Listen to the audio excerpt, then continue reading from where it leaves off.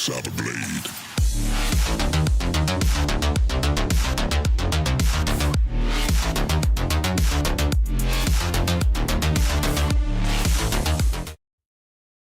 Hello, Lauren, Lycan, Baby, Dolly, Jane, Coco, Loki, Fan, Slipknot, Birdie Legs, 20 Blue, Congalope.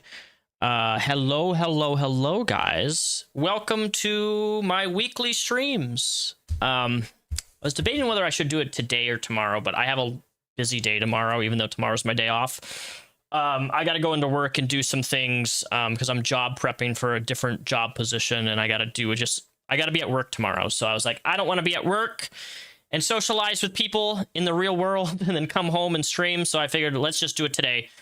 But welcome to my weekly live stream. Today we're on what episode are we on?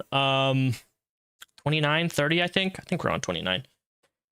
Today's video is going to be very off the cuff. I don't really know what to expect in today's stream, because we're going to be diving into Brittany Simon, who is somebody who I would consider I was close friends with at one point, and I will explain to you later why I say close friends.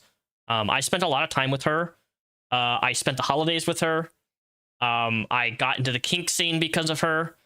I have a large portion of like my way that I think about sex and the kink scene and BDSM was actually very influential because of her. But we'll get on to that later. Today I'm going to be responding my first ever live video response. Normally I do pre-recorded videos, but I don't have the time to do pre-recorded stuff because I'm too busy with work, and I work 50 hours a week. This is not my day job, okay? So I stream once a week when I can, sometimes 2 times a week, Thursdays and Fridays, because I just don't have the time to take a video, watch a whole video, put it in my editing software, respond to everything. I don't have the time. So to everybody who's here, I see a couple new names. Welcome, Billy Joel. Welcome, Kaylor Chi. Hi. Welcome, my green members of the chat. We're going to be responding to, I think, 3 or 2 videos by Brittany Simon, in which she has been live streaming. I didn't realize that she does live streaming now. She live streams now. So she responded to a couple of videos that I made on my pre-recorded videos, and I want to watch them in full and respond to it. Now, before I even do that, though, I didn't even know that she had made these videos. It just so happened that I received a large influx of emails because Brittany Simon is somebody who I've collaborated with in real life on my channel right now, which I'll go into later. I'm going to show you. There's a video of her and me on this channel, on my actual channel, almost 15 years ago, okay? This is somebody who I spent time with, I had dinner with, I spent the night at their house. So I knew who this person was, and I've hung out with them a lot. And I never really had anything negative to say about them as a person. I think they're overall good human being at the time. And we just I don't know, she moved to a different state. I'm getting ahead of myself. She made some videos about me, so that's what we're going to be replying to today. I was told through emails that she is extremely disingenuous. Hello! Oh, yeah. Thank you for that shekel. Thank you, Fran Chelsea, for the $5 donation. So I could tell you your baked potato tutorial changed my life. Rolling on the floor laughing emoji. I'm glad that my really shitty video on how to air fry a potato changed your life. I've actually been thinking about making more how-to videos of like really basic shit of like how to boil an egg, how to make rice, how to do this, how to wipe your ass. Like genuinely, I've been thinking about making like really short content just for the fun of it. I don't know. Maybe people would like that. Maybe people wouldn't. I don't know.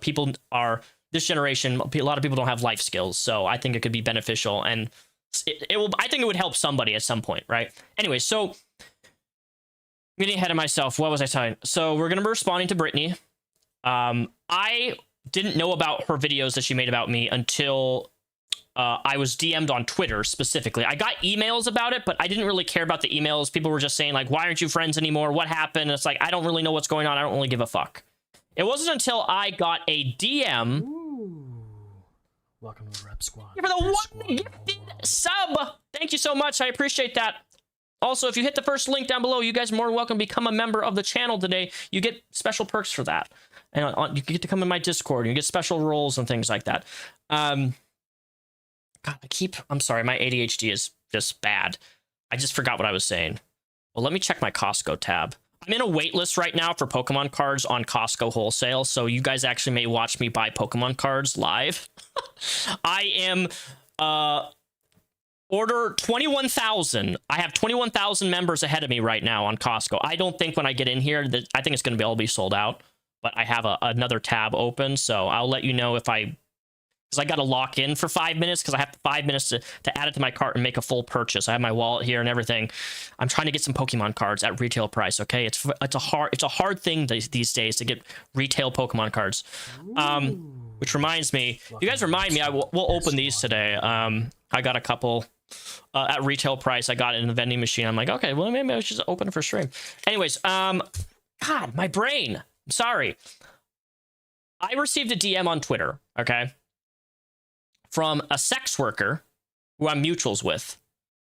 And she said, hey, I remember you're friends with Brittany Simon. I'm like, yeah, what's up? She's like, she's on a live stream saying X, Y, and Z about you. And I'm like, what? X, Y, and Z? Okay, and she sent me a clip. She sent me a 20-second clip of Brittany calling me a Nazi.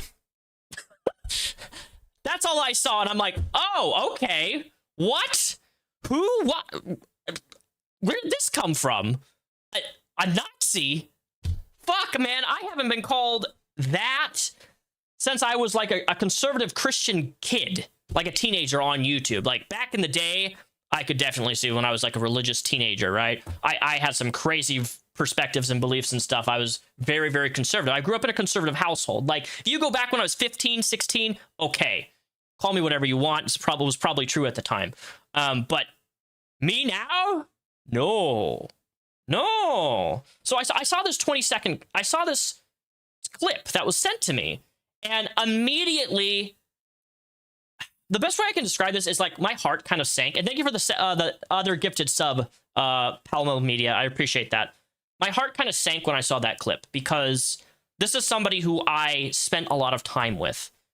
This is somebody who I have multiple videos with, and I'll get into all this later, okay? Because I don't know what all she says in these videos other than that one clip, and if it's going to go that route, I feel like she's just going to say a lot of things that I think are untrue about us or me. Or maybe she'll try to say like we weren't friends, but if she says that, I am going to drop a bombshell. I will say things which I don't think that she wants people to know about that happened to me in her apartment with her boyfriend at the time. I depending on what she does and how she does things in these videos that we're going to watch, I may drop that.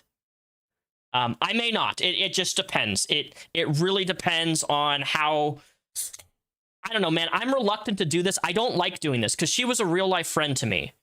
And I looked up to her when I was very freshly out of religion, like 18, 19 years old. I had just come out of religion. And she really helped deconstruct a lot of my conservative perspectives. Okay.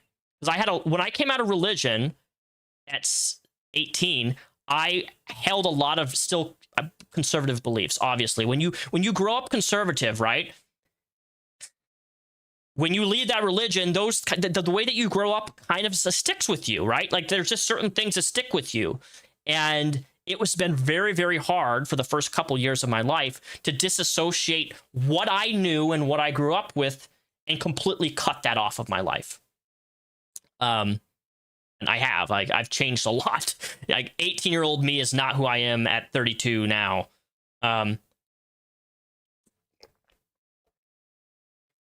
Didn't Brittany leave her boyfriend for that weird girl? I don't know her relationships stuff other than I was friends. Well, I was. Yeah, I would say I was friends with her boyfriend at one point, and I got invited to the kink scene with Brittany, which I'll get into that later.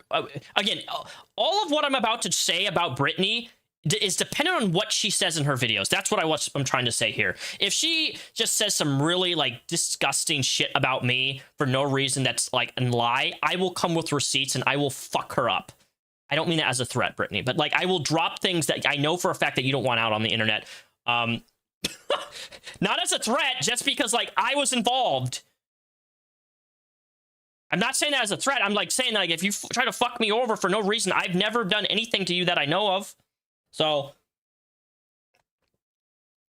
if people treat me with respect and kindness, I will retreat them with respect and kindness. You treat people how you want to be treated. I live by that rule. Anyways, I'm repeating myself because I'm an idiot.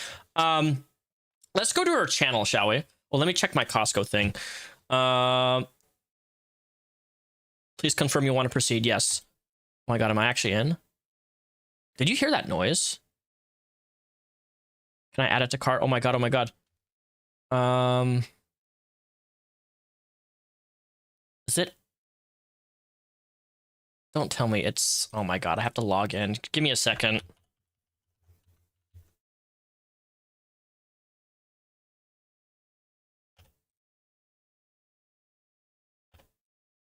Oh my God, come on. Why?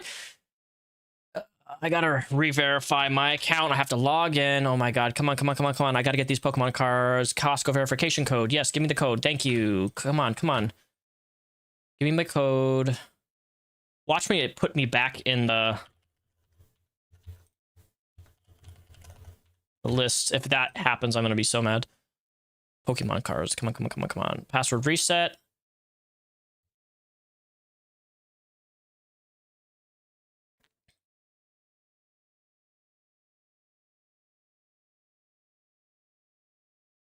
No, I think I lost it.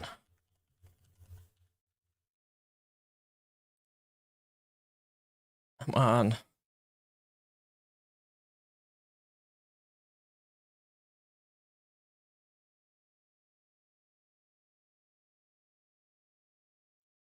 Oh my God, it's like, Daniel.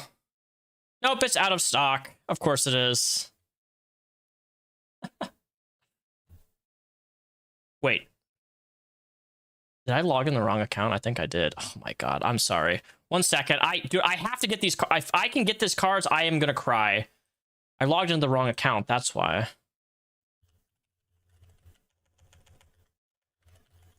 Come on, come on, come on, come on.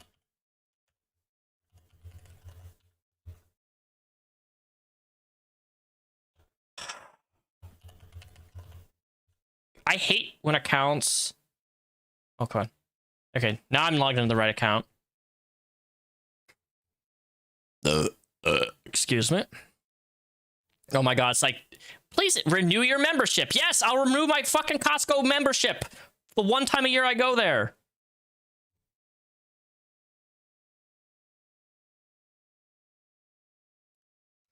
Oh my God, now it's one. What is your CVV code, Daniel? What is your CCV code? Shut the fuck up and let me order my goddamn Pokemon!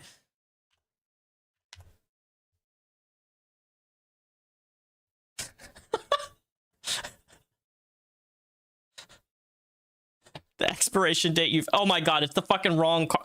Oh, fuck off. Never mind. I'm not doing this. Sorry. I just wasted fucking 10 minutes all for fucking Costco to say, your card's expired! Your card's expired! Fuck off. It's not expired.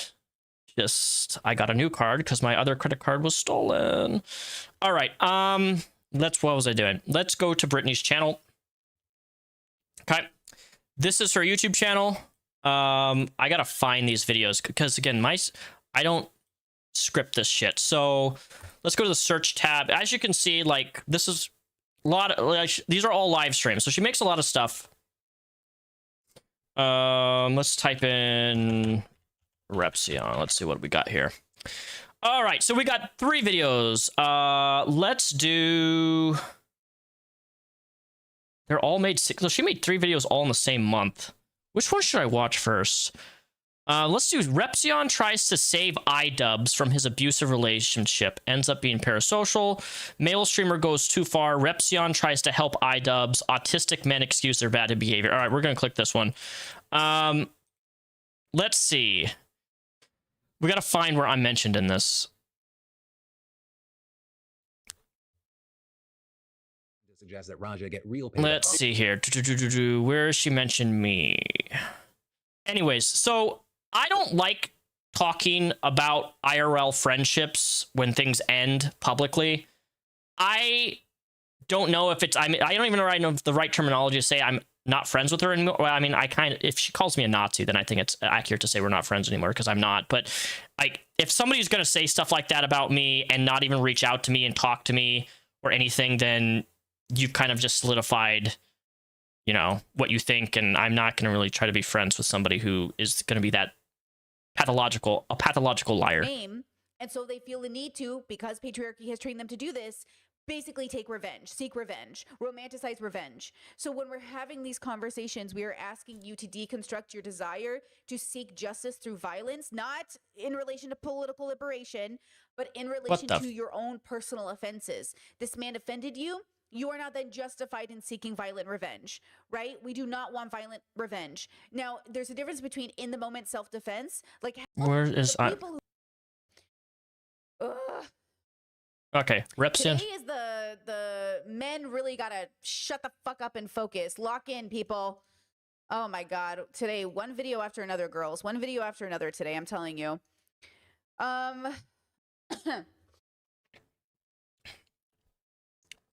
Ooh. I just had a great back crack. Thank you. Okay. So the nice guy video is really bad. Oh, I can't wait. Well, here's the thing about that video that she responds to. The video is fucking fake. Because she's a dumbass that doesn't fucking do research and she didn't fucking expand the goddamn description. It's a fucking satire video. It didn't fucking happen. That's what's funny. That's the funny part. If you expand the description of the video, it is literally... We'll get there. Don't even get me started. Oh, God. Okay. Speaking about the patriarchy, speaking about misogyny, y'all informed me that Daniel made a follow-up weird video, or not even a follow-up, just like a video. So I made this video about Daniel. I posted this video, and the same day he posted the craziest video about iDubbbz. And I only watched the first like 2 minutes, and I was like, what is he talking about? And I need to say this as a person who, once again, I'm not friends with these people. These are not my peer groups. These are not my community members. Like, I'm not interested in viewing these people from a zoomed in lens. We're going to zoom out together as a community. And remember, like, we don't know these people. Okay, first of all, that's a bad lie. You do know me, so fuck you for that. And even though, you know, Repzion and I have collabed, and iDubbbz and I have a work mutual, we don't know each other like that. Okay, so I'm gathering evidence with you guys. I don't know much about iDubbbz except that he made this apology video and then he had this whole thing with Ethan. But what I will tell you is, even though I never want my audience to choose Ethan or Hassan, and I don't certainly take Hassan's side over Ethan's side in general, when it comes to Palestine, Hassan is more right. When it comes to the genocide, obviously Hassan is right. So what I did to view Daniel's content to understand where he is politically is I noticed that he took Ethan's side. He doesn't like Hassan, which is a red flag. Oh, okay. First of all, it's only a red flag because he's a centrist. If he's a progressive, a woman, if he's a black woman and he hates Hassan, I understand. There's a lot of reasons to not like Hassan. You know what I mean? But if you're not in that category of person and you're a white guy who hates Hassan, you're probably just a conservative. I'm not a conservative, Brittany. I want to make that fucking very, very clear. I'm also not a super big H3 fan, despite the fact that you've already set up this premise that I'm a big H3 fan. I think it's interesting. If we go to back in your Tumblr blog back in the day on May 24th, 2018, you know, this was only, what, 7-8 years ago? You were also a big H3, pulling a daddy with the at H3 Productions on my way back up to Stock on Edibles, hashtag YouTube Life, hashtag H3H3, hashtag Brittany Simon, which, by the way, there's a lot of interesting stuff on her Tumblr blog, which Brittany and me did a video together where we were both naked on Tumblr. There's a video of me and Brittany both naked on Tumblr where I'm actually drawing a Pokemon ball on her boob. The audio is very quiet. All right, let me turn it up. I'll turn up desktop audio. But I do, you know, the reason I bring this up is because I find it interesting that you're not somebody who, how do I word this? People change. Okay, Brittany, people change. And if you don't like H3, that's fine. But to lump me into I'm a conservative already this early on in the fucking video really upsets me genuinely, because I am the least conservative fucking person that I know in my family, in my friends group. Like, I think the only conservative actual political belief that I have, and I'll say this out loud, is guns. That's it. I'm a big gun guy. I think people should be able to have guns. I think people should be able to stand your ground in your own house. Somebody breaks into your house, you should be able to boom. That's it. That is the literally only conservative thing that I believe in, is gun rights. Everything else is very liberal. I'm a very liberal person in most things. I support trans rights. I support abortion. I support gay marriage. I hate the government. The government should have like no say on what people can do with their bodies. I hate our military. Well, okay, man, that's too strong. I don't hate our military, but I dislike the majority of what America does in other countries from a military's perspective. Like, we're invading Iran right now. I don't want us to have and be involved in so many different wars. Like, when it comes to my politics, I am very left-leaning. I'm not a conservative. And it really upsets me that you're already labeling me this based upon me agreeing with Ethan on something, that you can just put me into this group of, I agree with Ethan on something, therefore I'm conservative. Like, what type of thought process is that? When only 7 years ago, you were fucking tagging H3 on Tumblr, pulling a Daddy H3 Productions. Uh-oh. Am I going to label you conservative now because you fucking called H3 Daddy? Like, bro, my community, my audience, I get labeled a libtard all the time because I am not conservative. I'm not conservative, bro. And anyone who's been around for the length of my channel duration since I've been 16 years old would know that I'm not fucking conservative. My family's all still conservative. I'm not. I don't get along with my family because we don't agree with anything politically. I got into a huge argument just a couple months ago. I kid you not. I put out a Facebook post on my personal Facebook, and I basically said, hey, oh, thank you for the gifted membership, Wallflower. Hello, I recognize you. You always post the prettiest selfies in Discord. I got into an argument literally just a couple months ago at the start of the year with my family, because I made a post on my Facebook saying that if you are somebody who defends ICE, like if you think what ICE is doing, like every country needs immigration, right? Every country needs it. But what Trump is doing, what Trump did with ICE is fucking nuts. And ICE killing that woman and then killing that ICU nurse on the street, okay? Taking 2 innocent lives the way that they did, disarming a guy's gun, and then after they take his legal firearm, put a bullet in him, and then shooting that Renee chick twice, 9 times in the car in the head.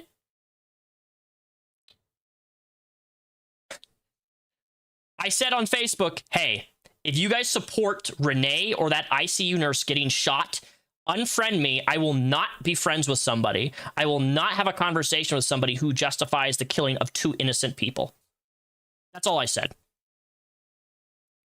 And it turned into a family feud, of course, because my family reads my Facebook, and I had to remove some family members from my Facebook, and I got several emails from a family member close to me, and we started arguing, and then I just stopped replying. I'm like, I'm not having this conversation anymore, because it's family, and they emailed me. My own family members emailed me about my post about Renee and the nurse guy who helps veterans getting shot. There was more than two. I know there's a lot more than two who died. I'm just using those two as an example. I just basically said, fuck ICE. If you support ICE, what they're doing with ripping legal citizens in America out of people's homes and stuff, fuck off. Like, stay away from me. I don't want to have a conversation with you. There's a political line where I think it's too far. And that is one of those things. Because I don't know, maybe Brittany at some point says that I support ICE. She's called me a conservative, so I wouldn't be surprised at this point. But the reason I'm showing you this Tumblr post is I just want to highlight that people change, even you, Brittany. So if you're a conservative, I'm going to take that into consideration, right? The same way I would if Trump said something. I wouldn't give it as much power. So Daniel, I noticed on his channel, so he has this new video about iDubbbz out. I noticed on his channel, on this video in particular, in the comment sections, he makes this video about how iDubbbz is in an abusive relationship with his girlfriend, which I don't know what, we'll watch the video together. Well, you know how I'll respond to that right now. You know how I know that? Because we haven't spoken in over a decade, Brittany. That's why. You haven't been keeping up with what I went through just fucking 5 years ago with a massive legal lawsuit. Now, I can't talk about the specifics because there was a settlement. Okay? I can't talk about it anymore. But I went through a big legal issue. And if you know what I'm talking about, then you know. How does he make this that he's talking about abusive relationship? Because I went through something very similar to what you went through, Brittany. Weren't you taken to court, you and your boyfriend, by some crazy stalker accusing you of sex trafficking? Right? Now, I know you didn't do that stuff. I know that person that you were involved with legally everything was like faults and lies, and the person was like making just crazy accusations. So you would know about crazy situations where somebody's doing crazily just defamatory things about you, right? So maybe I'm talking about iDubbbz being in an abusive relationship because I have experienced a horrific abusive relationship myself. Is it really that hard to understand that? That I can see certain qualities in people and behaviors in people on the internet, such as Anissa, humiliating her husband publicly, demoralizing him, and outing his medical issues out on the internet, which is horrible and embarrassing, and nobody should have to experience that, man or woman. A man shouldn't be outing his wife's fucking personal medical problems to the fucking internet. Do you agree with that, Brittany? I don't think that's a crazy take to have. My wife, if I have a wife, shouldn't be airing out the fact that if I have some medical problem. I think that's extremely invasive, and I think it's a thing that will break people's trust in relationships. Like, I am not this arbiter of, like, I know when somebody's being abused and stuff, but when it comes to the iDubbbz and Anissa relationship, I see things very, very clearly based upon how she talks about him publicly, because I was there. I know what it's like to have people out really personal things that have no relevancy just to hurt you out on the internet. I know what that's like. And she does that. But the comment section, someone goes, Brittany Venti made a great video about this. And he goes, oh yeah, I love that video. Brittany Venti? She's funny. She's a troll, but she's funny. Brittany, the worst person on the internet, Venti? Brittany married to the worst video essayist, think before you sleep, Venti? Wait. I don't know who Brittany Venti's married? Is she? I don't actually know what she's talking about here in terms of who she's married to. I don't know. Absolutely not a good sign. Let me tell you, not a good sign. Not a good sign. And look, I really promise you, this isn't just like a bias I have. This is data based. If you make light of the genocide, if you support conservative talking points, if you engage in centrist ideas, I cannot trust you based off the data, because you are coming to very bad conclusions with information. Okay? So automatically, I'm going into that video with that in mind. So just keep, I'm aware that I might have my own biases and prejudice, but girl, based off the data, this is not good. Okay? I already knew Daniel was crashing out on the internet. I already knew they were having issues, or he was having issues. I already knew. What am I crashing out about? What? Knew that, like, yeah, the bad Brittany. The Brittany we don't like. Brittany Venti is not someone we like. And listen, I'm just going to send this out as like a PSA. I'm not going to answer anyone's DMs. I don't want to talk to you. You're not my community. You're not my people. I am talking about you because you posted on the internet. And we're going to learn from this to learn about our own lives. But I don't want to talk to iDubbbz. I don't want to talk to Hassan. I don't want to talk to Repsion. I want to talk to nobody. Okay, well then fuck you. Because you know what? What happened to the Brittany that I knew? Genuinely. Because the Brittany that I knew, right, was somebody who, let me pull this up, okay? Let me pull this up. Where is it? Brittany. Oh, here we go. Here's a video by me. Hi, my name is Daniel. And I'm Brittany. And I like women. Me too. Look at how, oh my god! This is so disgusting. Like, I'm talking about me. Like, I was 18? 18 years old here? 19? Anyway, today this is a video called Conversation with Brittany. This is actually going to be something that's going to be on my channel more often with other YouTubers as I get to know other people. And this is going to be a segment on my channel where I am not... Look, we're not going to watch this whole thing, but... Fight for certain minorities and certain groups of people who are neglected in a lot of ways. So, I never know if anything I talk about is actually... This was, well, 13 years ago. We had a conversation. Why was I even showing this? There was a reason for this. So, the reason I bring this up is you're not willing to have a conversation. So that's not the Brittany that I grew up with. It's just not the Brittany. What made me like you, what made me look up to Brittany originally, was the fact that she was so open to having conversations with anyone about anything, and that really influenced me in a large part of even who I am today, believe it or not. To her credit, I give her credit for that. She was influential in how I operate and how I'm willing to have conversations about almost anything, with very few exceptions, with anyone, because that's the way that she was. And I really adored that about her. Okay. I just want to talk about you. Now, we made 2 other videos after this. On Tumblr, her and me made a video, both naked, on Tumblr, and we made this like a body positivity video thing where we were talking about like trying to be secure in yourself, and not be insecure of your body, and just accept yourself for who you are. And it was a video we both did, and I drew a Pokemon ball on her breast. And it was like, a lot of people liked it. It was, now that I think about it, it was kind of cringy, but it was really, I think, a wholesome, like, had a really good message. The whole point was just like, be secure who you are and don't let people tell you that you're not enough. It was super be yourself type of shit, right?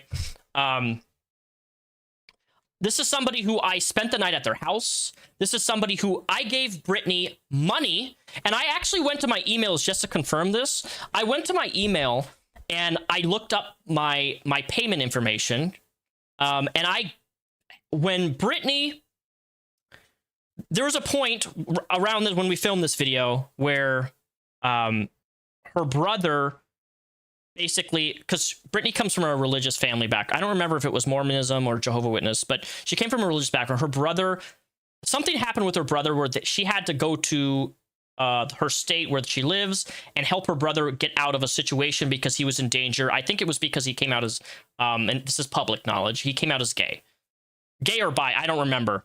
And I remember she posted I think it was a GoFundMe or something. She was asking people for money, and I gave her a very big donation and helped her. Like, this is somebody who I considered a friend, and I don't give money to people very often. I gave her money to help get her to a situation so she could get her brother out of a situation in which he was being, it was a religious environment. Now, the reason I bring this up is not to be like, oh, look at me. I bring this up because I cherished her as a friend, and I thought of her as a friend. That's all. The only reason I'm bringing this up because I considered her a friend enough to give her money. I don't do that often with people. Even now, I don't do that. So I don't. Her leading on was like, I don't want to talk to Repsion. These are all bad people. These people were conservative. Like, what happened to the Brittany that I knew of being willing to have conversations with people? What happened to that? I don't know. You need to let it go and move on. What are you talking about? I'm allowed to respond to people who talk about me. You, but I don't want to be in the community. In the moment I learned this from my years of collaborations, no more collabing with people, okay, that are just like not consistently deconstructing and moving forward in progression. How can you determine that through a YouTube video, though? Genuinely. How do you know if somebody's not constantly deconstructing? I know that I am, because God fucking man, I'm 6 years in therapy consistently. 6 years. And I just feel like there's a lot of stagnation in these bubbles. And I have my own criticisms for my own reasons, okay? But that doesn't mean you're wrong for enjoying some people's content. Like, I don't care if you listen to Hassan. That's fine. I listen to Hassan sometimes. But not like a, you know, I catch up and I see him and I have my criticisms of him. I have my criticisms of Brittany Venti. I just thought her video was funny and entertaining. But I also can't, like, get on board to be, like, a real fan of the content. It's too streamer bubble. It's too... It doesn't have the depth I'm looking for. Okay, but everybody else, they're being criticized for a lot of real reasons. So I just need to separate this because I know people think I'm too soft on Hassan. Hassan, my criticism of him is that he's not progressive enough. Everybody else, my criticism of them is that they're bigoted and prejudiced in a way they refuse to see. Do we see the difference? My criticism of Hassan is that he's not progressive enough. These are different. This is different than the centrists and the Asmongold who are like, Hassan is too progressive. No, he's not progressive enough. But the rest of these people, I am critical of them because they are toxic, because they are abusive, because they're bigoted. So the criticism is different. Well, I hope you can prove that, how I'm bigoted and how I'm these things that you're saying, because those are some really big words. Okay, especially if you're new to my audience, you don't know that. All right, I think I prefaced this video enough. Let's go. Also, Brittany, I don't know if you know this, but do you realize that what my job is, I provide an essential service and I work with immigrants. I just want to let that you know that. I work with immigrants, and the majority of the people I work with are of different ethnicities. I'm a bus driver in downtown Seattle. Okay? So I want to put that in perspective. And if I was really bigoted, if I was really these things that you're already claiming that I am, I don't think I would have the job that I do. I don't think I would be serving people the way that I do. I just to let you know, my job isn't YouTube. Let's do this. I can't deal with this anymore. Literally, I can't do it. I can't do it. I can't watch this anymore. I have to say something. Are you a Radiohead guy in? I'm not. I've never been a Radiohead guy. And he's just like, oh, Radiohead's so great. I listened to a couple songs. I'm like, oh, yeah, Radiohead is great. And then we get some info that Radiohead is a little bit like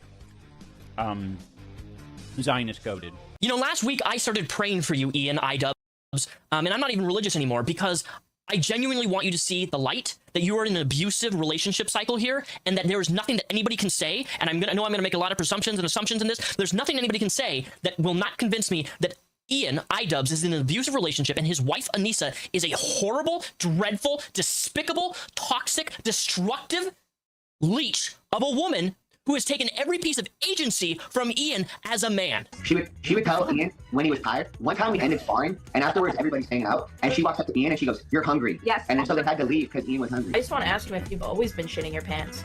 No. Because since I've known you, you've always had like IBS. You've always been shitting yourself.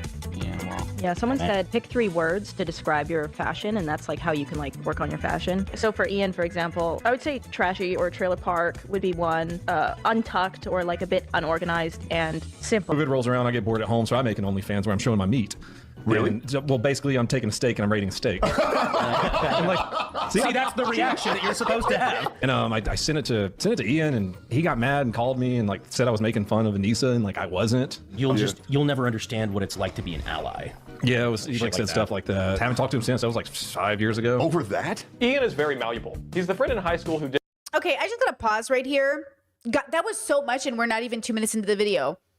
First, fuck Zionist bands, fuck Disturbed, fuck Radiohead, fuck anybody who's a Zionist, and you. Well, I just say I'm not a Zionist. Just because I have Repsion in my name, Z-I-O-N, does not mean I'm a Zionist. I know people have made that connection a couple times, but just to let you know, has nothing to do with that. You have a right to not listen to that music. Everybody has the right to not listen to that music. That wasn't my problem. 2, I don't know what parasocial universe Daniel lives in where he feels it's his job to save Ian.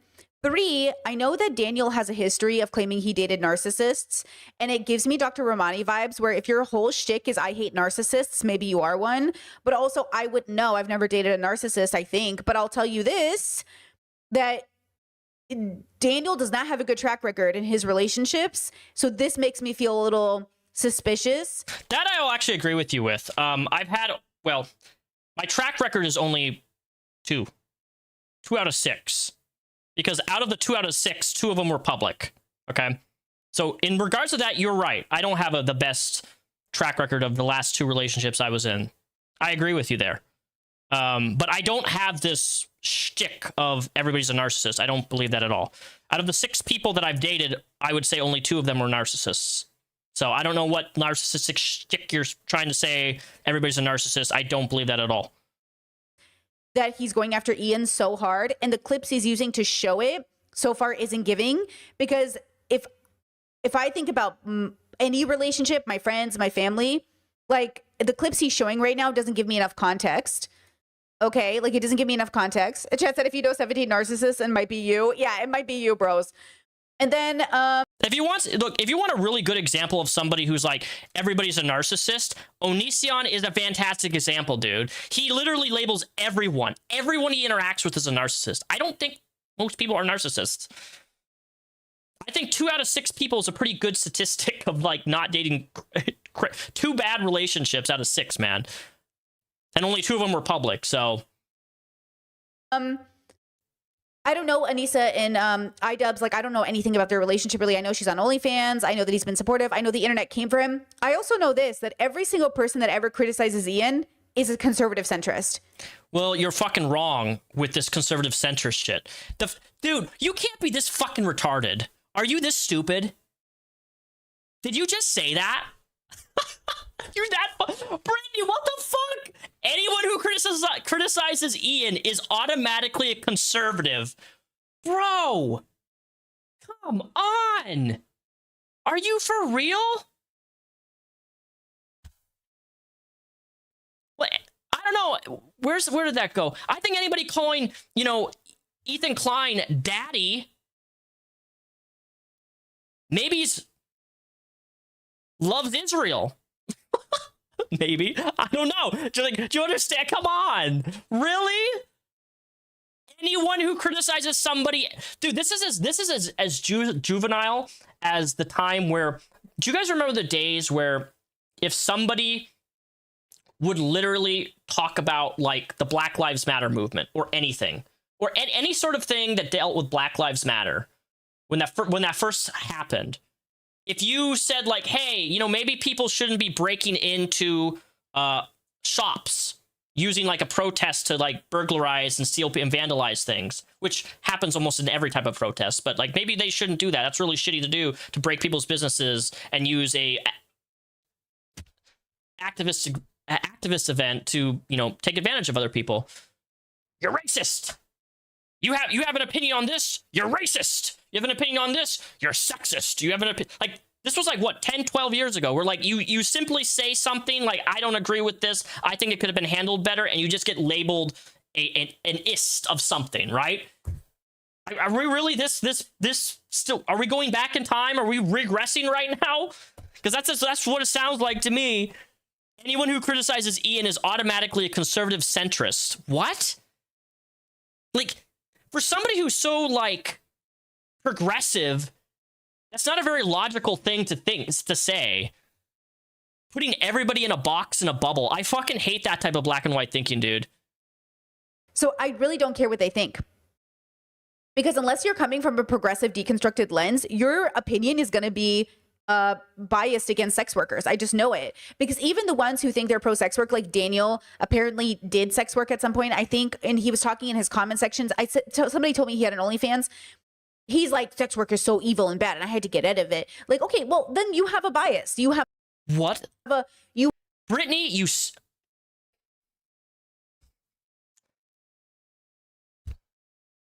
I still do OnlyFans. There is literally me having sex with people online. Brittany. You want to see me shove things up my ass? You want to see my cock sucked? It's there. So I don't know where you're pulling this thing where I'm anti-sex work in any capacity. But if you go to onlyfans.com/soft smooth rep.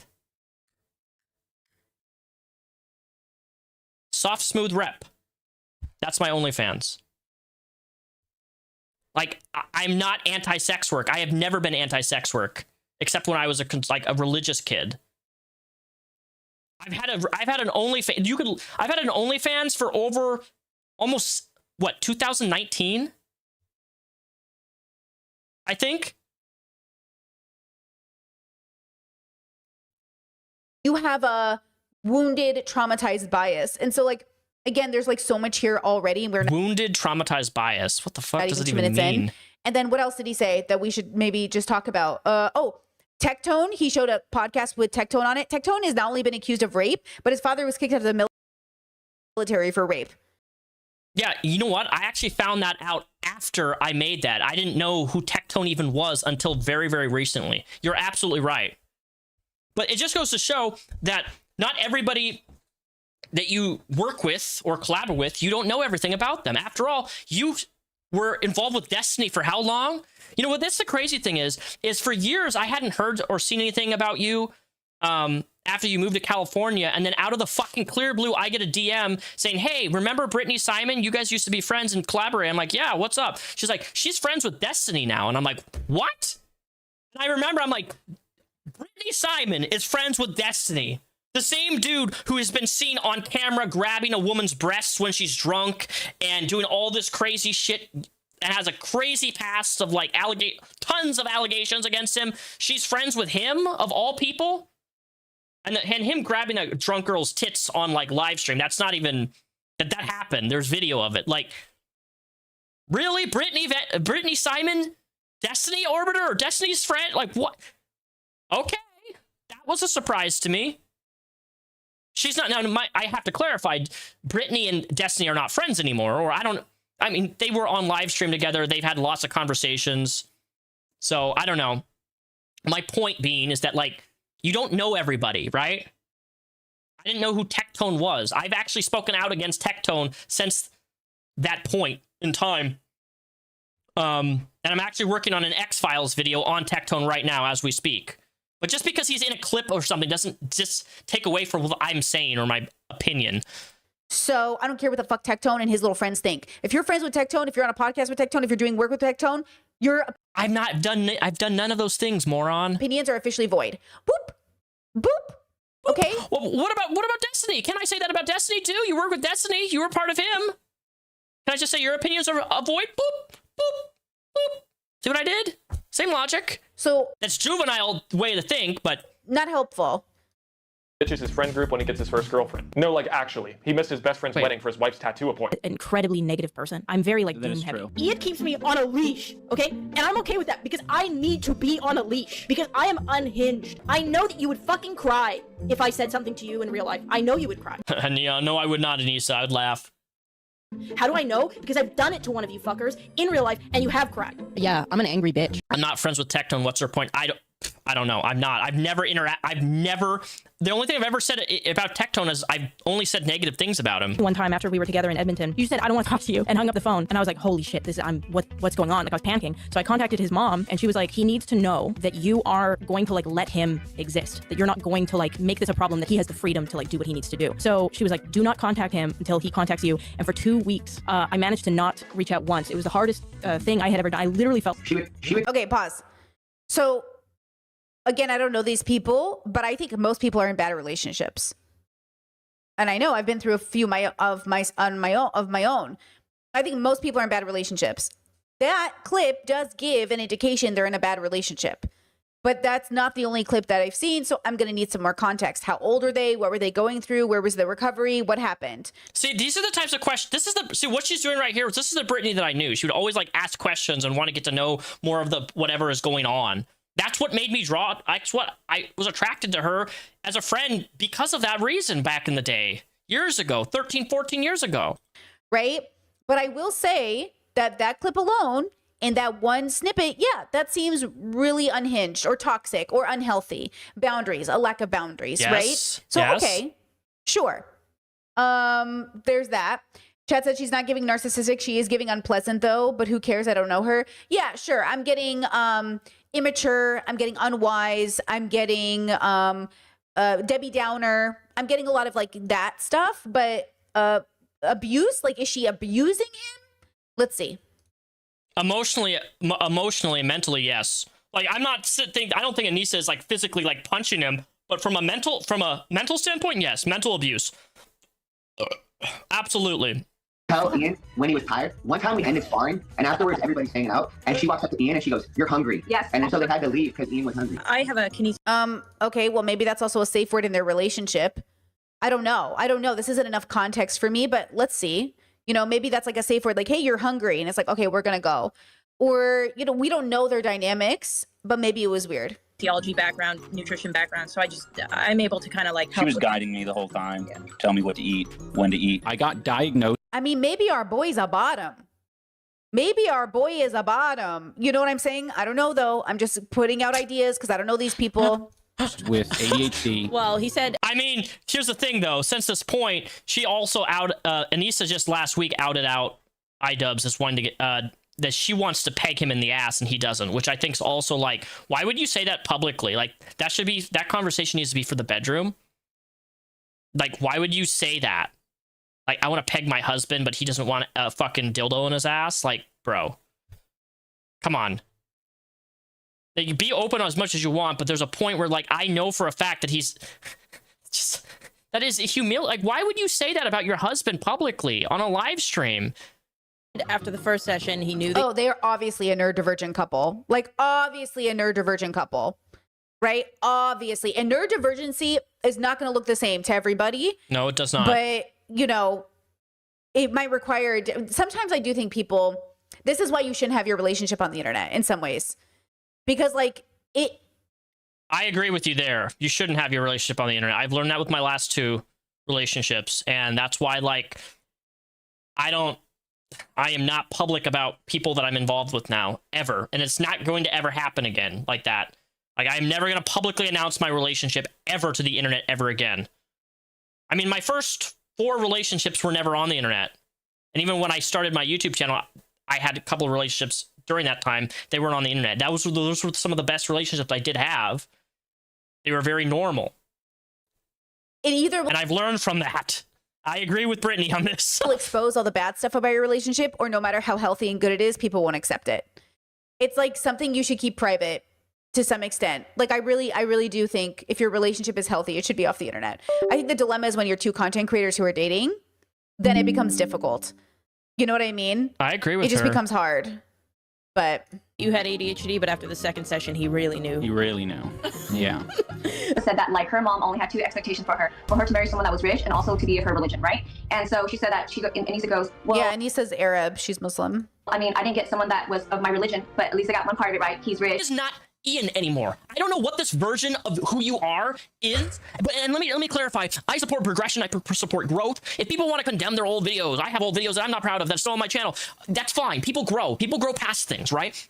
But this is not one of those instances of growing. This is an instance, this is a situation where you have a wife where the man is so obsessed and is so embedded and ingrained in a relationship to a point that they put their partner on a pedestal that not only can they do no wrong, that anything that their partner thinks, believes, or says, they have to automatically think or believe or do what their partner, girlfriend, boyfriend thinks or reflects, or any thought process that is not in line with their partner, they can't have an original thought. They can't be their own person with their own perspectives, their own opinions. It is literal what I call relationship brain rot, where a man or woman, their partner is so englamored, it's stuck. I'm talking about myself here too, by the way. Like, I don't think people maybe she doesn't understand this, but I'm talking about me. I've been in that situation more than once, twice actually, where like you date somebody and you literally get so hyper fixated on that relationship and you're so like in love or whatever it is that you literally can't see that person, when they do something wrong to you in that moment, is wrong. Because like you're so in love and you're so infatuated, you're so embedded and ingrained in that relationship that you can't see anything. You're narrow viewed like this, okay? Like this. This is all you see. When there's like, it's actually like this, but you're looking like this. With their obsession of, it happens with men and women. I think in relationships, I think this happens to everybody at some point. It happens at least once. Their partner, that they lose who they are as a person, as a man, as a woman, right? And I can't sit back and ignore this anymore, because this clip was the final nail in the coffin for me, and it is despicable that you think like, as somebody who used to be so logical, somebody who used to make such good content, this is where you've stemmed to a point of where I can't listen to them anymore. You know, it's always the Jews putting secret messages in all of their music. It's the Jews that really started Pizzagate. Well, it's a joke, dude. Do you not understand jokes? I make Jew jokes.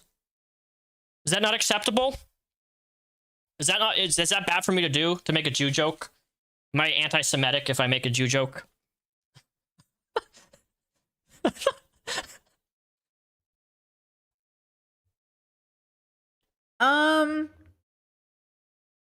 You're not anti-Jew because you're anti-Zionist. Like, you can be a Christian Zionist. You can be a non-Jew Zionist. So the fact that he equated Jews to Zionists tells me where he's thinking. Like, it's a joke. Oh my God, dude. The fact that she's taking me so literal. Where he's coming from. You know what I mean? This sounds like more unhinged than Ethan. Well, I think Daniel's pro Ethan, so it makes a lot of sense. Oh my God, it's pro Ethan. The last fucking thing I watched of H3 was Hassan and Ethan debate. That was the last H3 video. Remember, I'm such a big fan of fucking H3 that I've watched one debate in fucking almost a year. That's how much of a fan of Ethan I am. Chet says these men don't want to see their favorite creators as a bottom. They lose respect. Yeah, I agree. That's why they hate Nisa so much. I also... Bro, I don't give a shit if iDubbbz is a bottom. What? Don't know anything about their relationship. So again, I know more about the relationship than you do because I fucking see it. It's all over my feed all the time. They post when you have a relationship couple that are both social media and they're posting these things out on the internet, you can make a lot of accurate deductions. I think most people are in bad relationships. I don't know if they're in one of them. I don't know them like that. But I'll say, based off of this video alone, I'm not getting enough evidence, right? This is a 13-minute video. We're 50% in, basically, and I'm not getting it. Okay, like, I'm not getting what the evidence is that you would make this video and feel so entitled to, like, calling out their relationship, and the worst people you know are in agreement with you. So reminder, the worst people on the internet see... Dude, you cannot...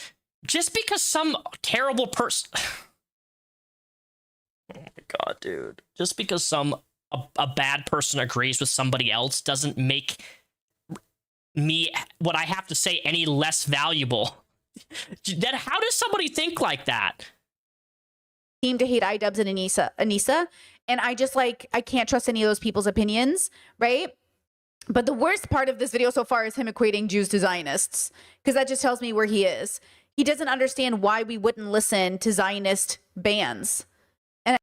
I understand why you wouldn't listen to Zionist bands, but the reason that I bring up the fucking Zionist shit is because Anissa does OnlyFans, which is completely fine. And my original point is that Anissa does OnlyFans, and the fucking CEO of goddamn OnlyFans loves Israel and donated $5 million to Israel. So my point, logically as it follows, is that if Ian has a problem with a band having Zionistic tendencies, right, he's not allowed to listen. If he doesn't want to listen to that, that's fine. I don't care. But if Anissa is using OnlyFans and is making money when the CEO is pro-Israel, then she probably shouldn't be using OnlyFans, right? Because she's supporting Israel. Do you guys understand? Please post a 1 if you understand what I'm saying. That's the point I was making. I don't give a fuck who listens to what music. I don't care. I don't care. But you can't be like, I'm not going to listen to this band, but also the CEO of the company I post my nudes on is pro-Israel. Where's the consistency? That's all. That's the way I see it. It's not complicated. And the fact that like you don't get that is so funny to me. What's funny to me is that you're so fucking stupid you can't see fucking my point.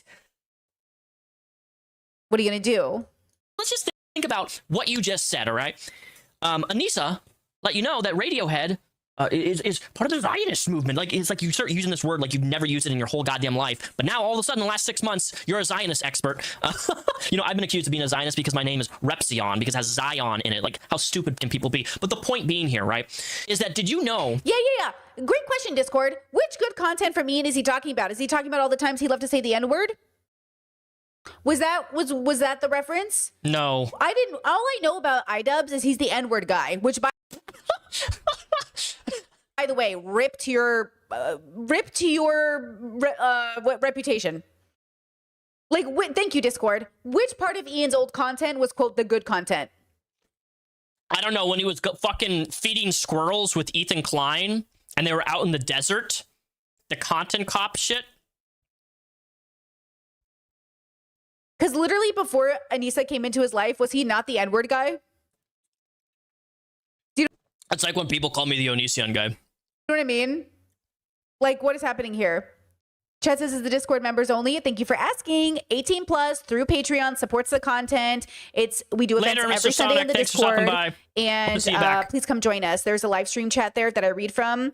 You can also join us for movie nights, series watches, Kickstarter book clubs. crap. Dude, I forgot about iDubbbz Kickstarter crap. That shit was so fucking funny. Do all types of things on the Discord. Yeah, that's a good question. No, she gave him the idea for that. I know she did. She's talked about it. By the way, Brittany, I don't know if you know that, but Anissa gave iDubbbz the idea for the N-word shit with what's her name? I can't even fucking remember. The blonde girl.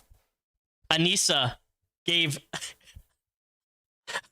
Anissa, the woman who you're like, oh, she's not. Ugh. What is the good content he's referencing, I wonder? Let me just educate you, Ian, iDubbbz, and your wife, Anissa. Since you want to play this. Oh, wait.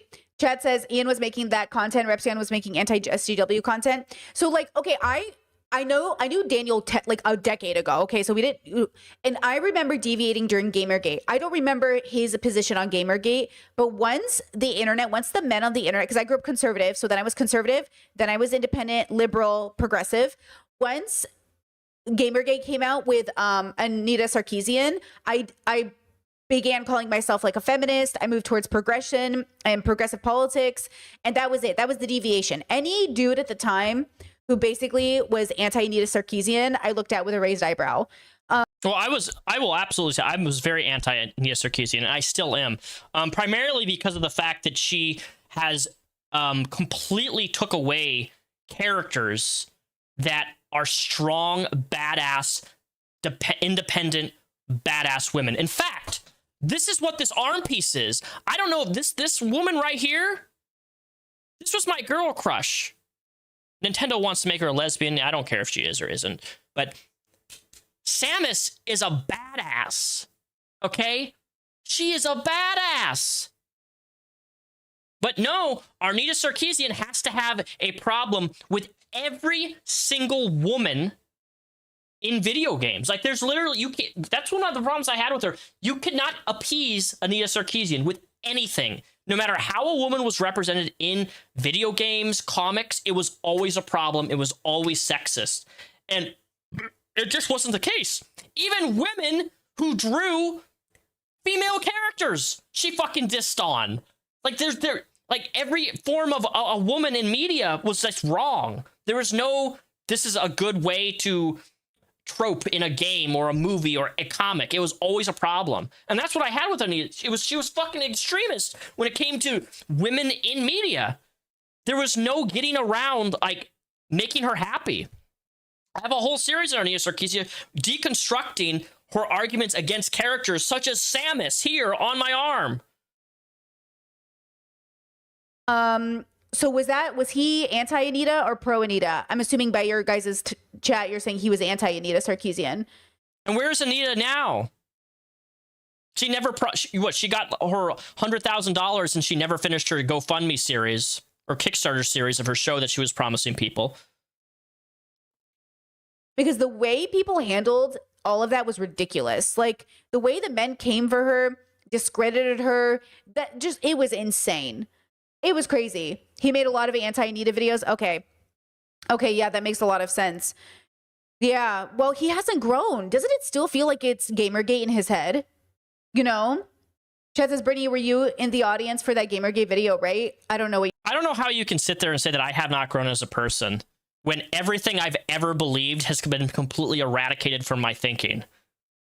You mean? What is that? Can you expand on that? What do you mean by that?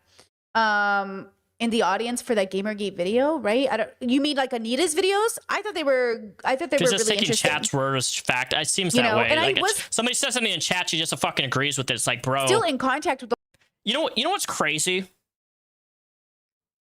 I don't even know if I should say that. I don't know. I was gonna bring up my friend. I ended a friendship just fucking a few months ago.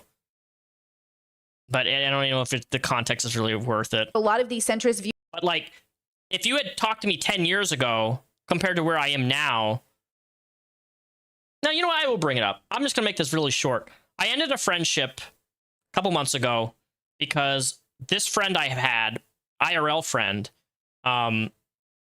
did something completely against my morals, ethics, principles, and I ended friendship with him, and I hated doing that. 10 years ago, I would never have done that. I had this friend named Brett. Brett randomly, out of the clear blue, sent me nudes. Thank you, Uncatchable Shadows, for the tier 1 sub. You're a champ. I had this friend. I knew him IRL, spent time with him. He had a bad breakup, and he randomly sent me revenge corn of his girlfriend, ex-girlfriend, to my DMs. And I freaked the fuck out on him. And I'm like, what the fuck are you doing? Delete this shit. He deleted it and then went into a different Discord server and then spread her nudes on there. And I contacted his ex-girlfriend and I said, hey, I'm letting you know that my friend, now ex-friend, Brett, is doing this. I can't associate with him anymore. I'm cutting contact with him because this is fucking crazy that he would do something like this. Now, 10 years ago, I would be like, hey, you shouldn't do this. I'll still be friends with you, though. 10 years ago, that would have been me. Now? No. You cross a boundary like that, you're done. You're donezo. Gone. Out. I don't give a fuck how long I've known you. I've grown so much in 10 years, and the fact that you can sit there and just read off a chat and agree with what they're saying and then parrot what they're saying in chat is really disingenuous and honestly makes you a bit of a cunt. Viewers, like you guys are mentioning Sargon and stuff. I did conferences with some of these people. I did collabs with like people like Shoe on Head and all these other people. Like I was definitely still in the centrist bubble, like as the progressive. I was like the token progressive. But eventually even that, I was like, girl, I'm out. I can't talk to these people. They are not actually, you know who Daniel reminds me of is Shoe on Head, funny enough. Shoe on Head is still stuck in 2010 YouTube. You know what I mean? And she still has a huge following and everything, but the girl has not grown. Her ability to analyze or criticize anything is just like not there. And I'm so amused when you see people, you knew people 10 years ago and you think, oh, you're going to grow. How are you still the same people?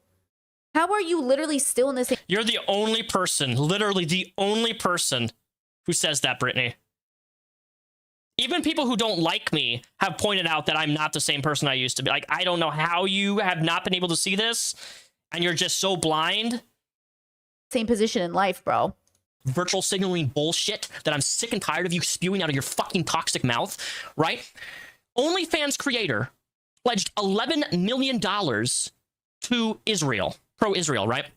Which is hilarious to me. It's hilarious because you have the fucking balls or lack thereof to sit in front of a camera and be like, I don't listen to them anymore because there's some hidden Zionist message in their music, or they support Israel, or they support something that I don't like. Therefore, I'm never going to listen to the music. Leon, Repsion hates pepperoni on pizza, and that's why our friendship is on the line. Ever again. That's not cool. Well, you know what? I love pepperoni. Okay, the real question is, Leon, is it pineapple on pizza? Yes or no? Pineapple on pizza, chat? That's what I need to know. Same logic to OnlyFans. Apply it, Leon, but you won't do that because your wife, who has an OnlyFans, and mind you, before anybody attacks me for this. Is he saying they shouldn't be on OnlyFans, the platform, because someone on OnlyFans donated $11 million? The CEO donated $11 million to OnlyFans. Yes. You shouldn't be using that platform based upon the logic. That is such a logical thing that I'm saying. You're not going to listen to music because of Zionistic tendencies.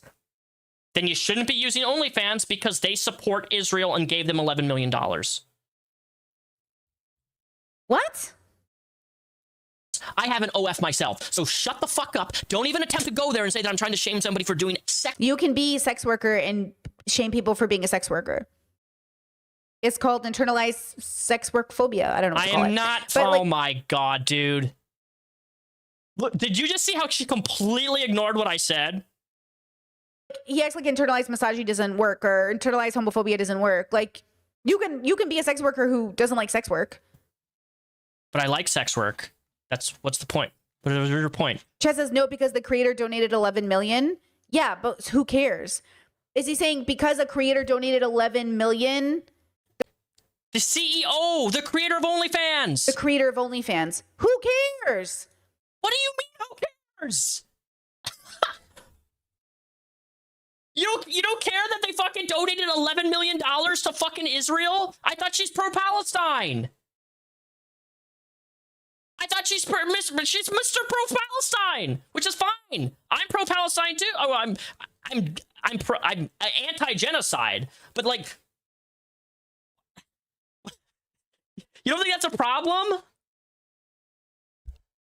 My point is double standard and hypocrisy here. If you're gonna fucking come and say like how bad Israel is, you probably shouldn't be fucking making money through OnlyFans because it supports a cause that you don't support. It's not hard to figure out. As if we're not on Google, that like obviously like as if we're not paying taxes. Like you have to like, you know, it doesn't even make any sense. Like you have to make your decisions. You know what I mean? Like it's not perfect. We can't be perfect people in an imperfect system. But why would they leave OnlyFans and not be able to pay their bills? Well, funny enough, Anissa actually put out a statement just fucking 3 days ago on Twitter saying that she's stepping away from OnlyFans and going to Fansly.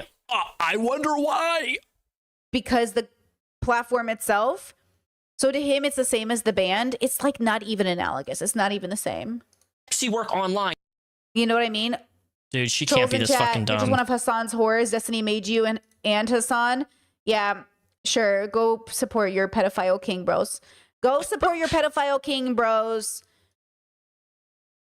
These people, bro, they are so eager. I literally had a career before Destiny. Hassan, he had TYT, but maybe you can say Destiny helped him a little bit, but ultimately he surpassed Destiny. Being correct seems more important to her than being actually correct. It's big, okay, but still energy. Yeah. A while ago, seeming that. I literally been making a YouTube living by myself forever. You know, the question I would ask you, Brittany, is in 20 years from now, are you going to be set for life? Are you going to be set for life? And I'm not even like, this is not a troll. I'm not baiting or anything. Like, are you going to be set for life? Because that's why I stopped doing YouTube as a job. Because I realized in 2023 that this isn't sustainable and it's a fluctuated income and you're dependent upon people to give you money every single month in order to survive. And in 20 years, when I'm almost 50 years old,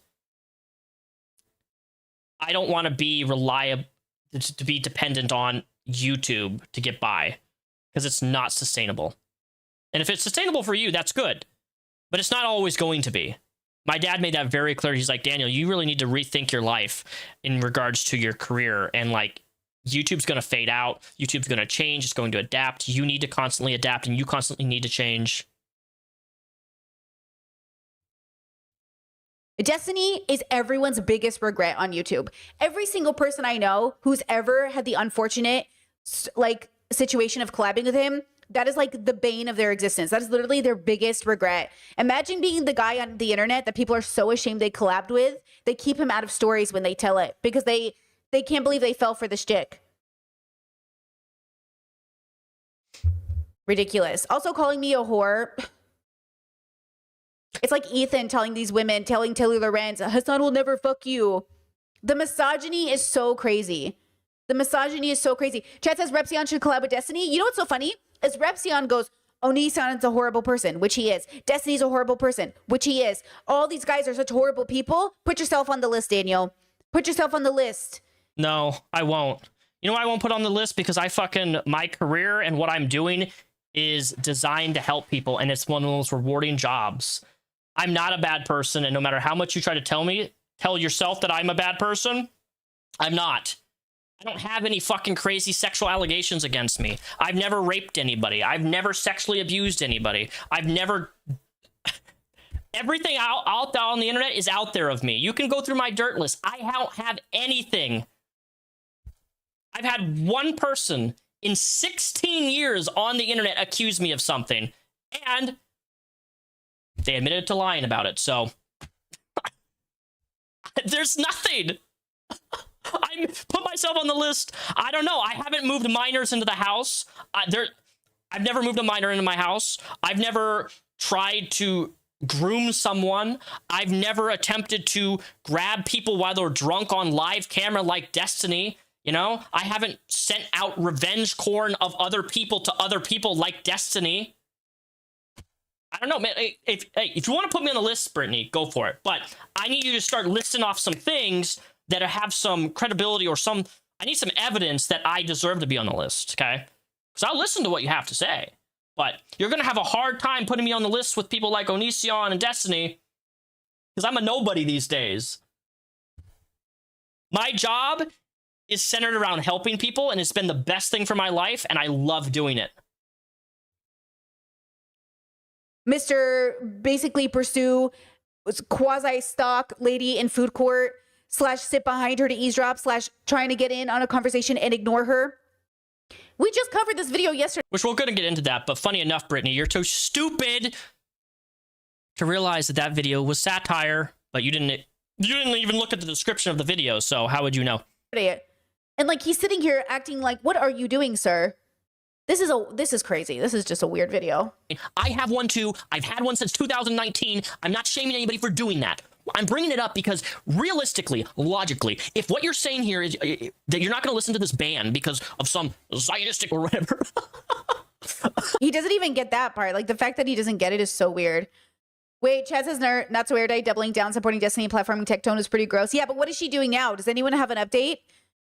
I haven't seen an update. Like, how does she feel now that it's been outed that he engaged with a minor? Like, what is this? Are we not... How far does a man have to go? You know, how far does he have to go? Then your partner and you should not be on OnlyFans because the creator pledged $11 million. So that would make you a hypocrite. That would... OnlyFans pledged, this is I posted. OnlyFans billionaire Leonard Raskin and his wife reportedly pledged $11 million powerhouse pro-Israel lobby American Israel Public Affairs Committee. OnlyFans owner pledged. Okay, noted that the owner of OnlyFans is a Zionist. Boo. Thank you for telling us. As if that wasn't a political move too. Like, who cares, bro? You act like we have a perfect way to exist under capitalism and under bullshit. Okay? Make you having a double, which is why Anissa's quitting OnlyFans now and going to strictly Fansly, right? standard. It's no different than those idiots who like get really mad at the company that makes Oreos, right? Because Oreos did like a rainbow Oreo color flavor, right? And they were like, I'm protesting Oreos. I don't like the gay people, whatever, right? They protested Oreos. But little do they know, these stupid motherfuckers, is that deep down to the core, right? The company that owns Oreos owns like 50% of the food industry when it comes to snacks, okay? So realistically, you have to eliminate every single product down the line, not just Oreos, but everything else that that company owns. See, he isn't thinking about systems. He isn't understanding that, like, you can't make the system better by pretending to opt out of it.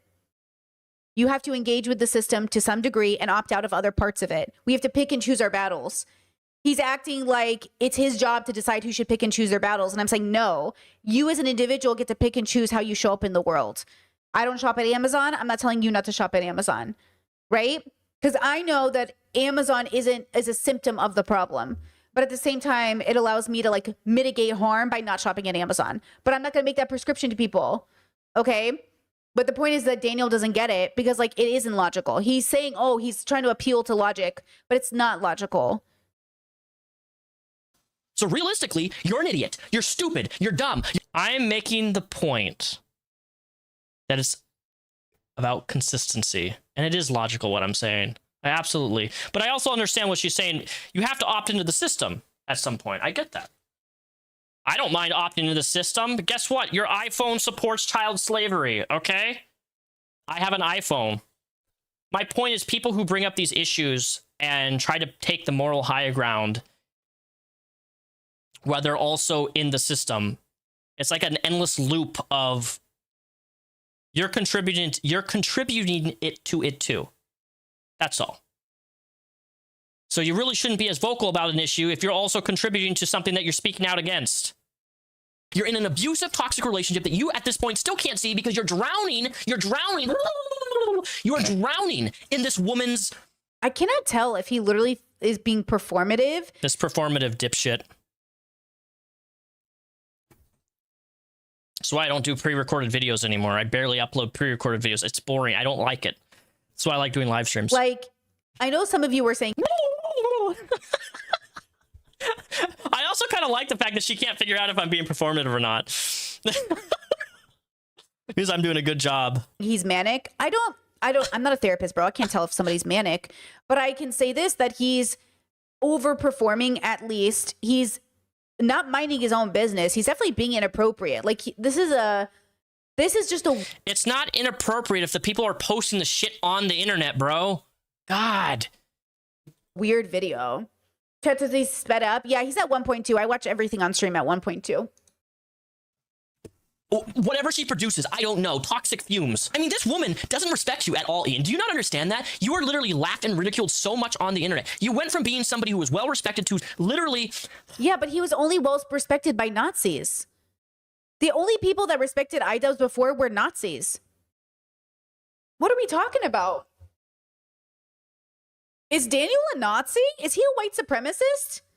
Am I confused? Oh my God, did he become a white supremacist? Wait, I'm so confused. Yeah, that's why I was engaged to a black woman. Totally. Confused. Wait, now I'm wondering, did I miss a chapter? I mean... Oh, you've missed a lot of chapters, Brittany. A lot. Obviously, I missed 8 years of a chapter. But, yeah, you have missed 8 years of a chapter. But like... I don't know what's going on. Oh, I don't get it. To somebody who isn't a man, isn't just even like an actual just man in the simplest forms of like being who you are. You know, I can't imagine being a man. Oh, chat says, Brittany, when I was on his Discord as a teen, they had Nazi flag emotes. Uh-oh. Uh-oh. Uh-oh. That's not good. That's not good. Well, if it looks like a Nazi, it smells like a Nazi.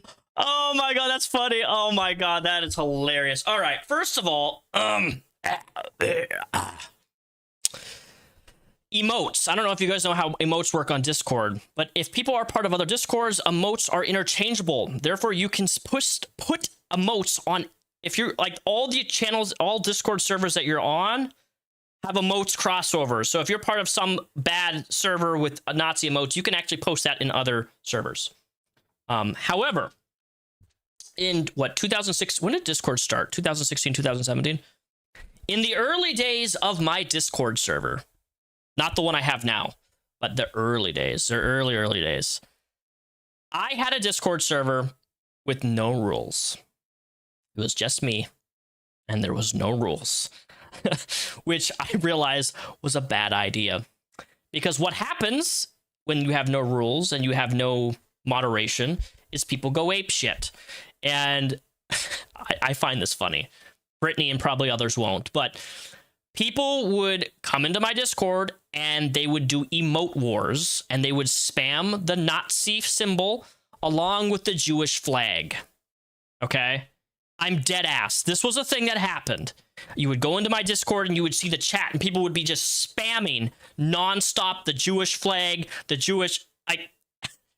that was a real thing. Yes, people posted that stuff on my Discord.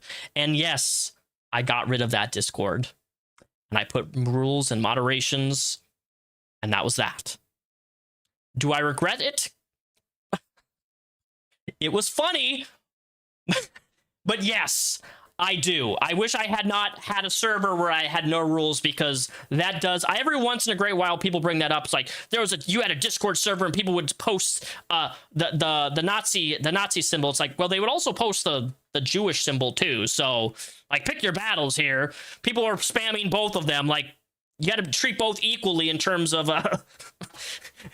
people are fighting each other with emotes. Nazis and the Jews, putting them together. Like, it's the internet, man. What do you expect? You give people unlimited, no rules and regulations, they're going to abuse that shit.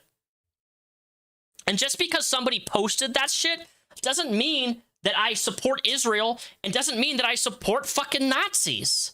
Okay? What other people post is on them. That's on them. Now, you could argue that, oh, you're enabling that type of behavior. Okay. Yes. But I'm enabling the Jews and I'm enabling the Nazis at the same time. Like, what do you want from me? I would never do that now. Total chaos, right? You give people unlimited, no rules, they're gonna fucking abuse it. But that's what to give you context. That was the Discord server back in the day, 2016, 2017. It was like for a year, and then I got rid of it altogether. I'm like, dude, I can't deal with it. Because it does look bad. Like, if you go into a Discord server and people are spamming the Jewish flag or the Japanese flag and they're just spamming, like, hateful symbols and stuff, people are going to they're going to look at that and they're like, oh my god, this is an Israel server or this is a Nazi server or something like that. I get it, right? But... you know what I mean? Uh-oh. It's just funny that she fucking brings that up. And having things that you really, really enjoy to do as a guy, and a woman or man comes along, and this goes for both genders, comes along, and then the things that you really enjoy, you stop enjoying them because of your partner. That is sad, and you know what's crazy? It's sad because I've been there. I was in a relationship once in my life where I was where Ian is right now. Well, I got out of that, thankfully. Well, see, this is the part where I can't figure it out. But it feels a little bit like Daniel's still healing from his past relationship, or was the reason it was bad? I don't know. And he's identifying with iDubbbz, but I didn't see any evidence to feel that bad for iDubbbz. And at the same time... dude, the evidence is that she's outing his IBS. And just recently, 2 weeks ago, about... man, him smelling and saying that her husband stinks all the time. And he shits his pants. Like... you can't be that blind to things like that. Brittany, let me ask you this. If you had like a chronic diarrhea, or like a version of like where you just had like diarrhea shitting yourself all the time and you smelled, would you be okay with your boyfriend or girlfriend talking like publicly on a live stream about you shitting yourself? Like, honestly, Brittany, come on. Would you? I don't think you would. I don't think most people would. And you're right. Healing? I'm still healing even now. I got majorly fucked over in my last relationship. We're civil now, for the kids' sakes, but I got fucked over majorly. And I was engaged to be married. It sucks, but you move on. Same time, I don't know anything about him. So like, yeah, maybe Chet says now we see why he's triggered. Yeah, maybe he's just like projecting. Maybe it's parasocial relationship. Yeah, good job. Like, I think you guys are right. I think it's like he's identifying too hard with a person. This doesn't. No, I am absolutely identifying with iDubbbz because you're being humiliated on social media and your privacy is being violated, and I know what that feels like. I am. You can call that parasocial. You can call it whatever you want, but I'm telling I see that for what it is, and a lot of other people do too. Doesn't make any sense. Somebody in his comment section said, I guess rent was due. Maybe that's a little bit of it. Maybe he just wanted, I know he has a regular job, but maybe a part of, like, I don't understand this video. None of it just doesn't make sense. So, well, let me tell you, I made, I think, like $30 off this video. So, like, if people think that I'm making a video like this just for fucking money, you're very far off. I barely make anything. I actually make more money live streaming like I'm doing right now with you guys and your super chats and your memberships than actual, like, if I uploaded a video, Onision video, like last month, and got like 150,000 views. I make more money through live streaming than pre-recorded stuff. For what it was, I left. But it's draining. It is draining. It is destructive. You are not healthy. I hate the idea that Ian and Anissa could break up one day and everybody would say, see, it's because she's on OnlyFans. I mean, there would definitely be people to say that. I would not say that's why. If I remember correctly, I think Anissa and iDubbbz are both on, like, he helped her film for OF, if I remember correctly. It's not going to be because she's on OnlyFans. It's going to be because they're not high compatibility partners. Like, I'm not invested in their relationship. I don't know anything about it. But I just know that the people who hate their relationship are bigots. So I don't really care what anyone thinks about their relationship who's bigoted, right? So I don't hate their relationship. I hate what's happening to iDubbbz. People can be whoever. I don't care about their relationship. I care about what she says about him on the internet and violating his privacy. That's what I care about. And if it was reversed, if iDubbbz was saying, hey, my girlfriend shits herself and smells all the time, I would feel the same way if it was iDubbbz saying it about Anissa. Abby, welcome to memberships. Happy to have you here. So, yeah. You're not. I can tell you're not. This is your wife doesn't respect you. Your wife doesn't care about. Why would your wife respect or care about you when she talks openly garbage about you online and says, I don't know. None of the clips he showed me necessarily are bad, except for the one where she called his mom. That's the only one I saw because look, so she's describing his fashion sense. I think she was on point. Trailer, kind of hasn't showered in a week. I think that explains iDubbbz's like aesthetic. 80s, hasn't showered, trailer. Yeah, like I think that's accurate. I think that's just autistically accurate. You know, they have a way of talking to each other. Every relationship is different. Yeah, I don't know. Like they're allowed to have that conversation. Oh, they're married. Do you know if Anissa is violating Ian's privacy though? They could have converse offline where she gets consent to. I mean, possibly, but I don't believe that for a second, dude. Like, in what world would you have a conversation? Hey, honey, can I talk about you shitting your pants on the internet? I'm sorry, but if I'm dating a girl and she asks me, hey, Daniel, can I talk about how, like, I don't know, you have a birthmark underneath your ball sack? I'm going to say no. Yeah, if they're married, they have a dynamic, they have like, banter. Come on. They have, like, a safety. You know what I mean? And if he says, yes, I don't care if you talk about me shitting my pants, then I'm at that point, I think he has a humiliation fetish. And if it's in that arena, then all right, well, I guess I'm wrong. Have a way of being. No, I don't know. Unholy sin. Thank you for tier 2 sub. I appreciate that so much. Oh, I don't know their relationship. I don't know what it is. But I'm going to assume, based off the clips he showed me, that there doesn't seem that to be that big of an issue necessarily. And look, maybe Ian's a little sensitive to things, or maybe like, maybe a lot of things. I just wish this video was actually evident. Like, where are the receipts? Like, you gave me a little montage at the beginning, but none of the receipts. So now you're going to go viral or whatever. This video is going to get you some views. Let's see. He put it out last night and has 10,000 views in 20 hours. And that's more views than his last few videos, if I'm not mistaken. Why do you care about my fucking views? I make literally nothing. Let's see. So my channel is practically dead. Okay, so this got 10,000 views, 7,000, 3,000, 4,000, 5,000, 17,000. Oh, that did pretty good. 9,000 or 3,000, 4,000. So this video is doing numbers already. No, it's not. A video that does numbers is like over 100,000 in like less than 48 hours. That's a good video. Anything below 100,000 views, at least how I view it, if a video doesn't get, like, I don't care about views, but I'm saying like a successful video to me is a video that hits over 100,000 views in like less than 48 hours. Which indicates to me, like, I can't tell how genuine it could be, but maybe it is. I don't know. Horrific things back in the Discord logs. If you've ever seen Anissa bash Ian, this was back in 2017, 2018, right? When she makes fun of your that you smell. Who says that about their partner? Yeah, she was live and told people that my partner smells and stinks. Like, that is so disrespectful.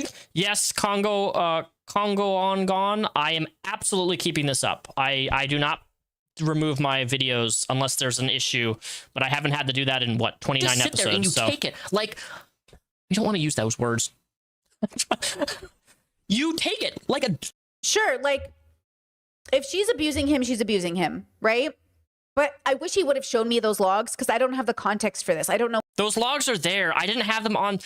Brittany, those logs are there. All you have to do is search. Their Discord logs are out there. The reason I didn't include this is because I had just finished a long shift at work, and I pre-recorded, hit the record button, put a couple montage things, and then I just went off and talked. Because I don't want to do crazy expose videos. I don't have the time. It doesn't pay off well. Like, I'm not going to spend hours and hours going through all this work, editing and A-logging and backing up all this shit that I'm talking about when I don't make enough money for it to pay off. Because that's what, dude, I'm in my 30s now. I don't have time to waste spending hours to make a good video only for it to get 10,000, 15,000 views, and it's just not worth it. Know what he's talking about, right? You can literally find this stuff for yourself. The Discord logs of Anissa talking about iDubbbz when in the early days of their relationship is all over Discord. Like, they're out there. I think most relationships are toxic. I think people are unhealed. I think people are, I'm not defending either of them, but I wish in this video he had shown it instead of just posting a random iDubbbz needs help video. Like, what is this? What is the point of this video? The point of this video is just for me to rant, because that's a lot what I do these days. I talk all the time at my job, and YouTube, I see stuff on YouTube, I talk about it. You're taking me way too seriously. Because for a viewer who doesn't have the context, it just looks like you're crazy.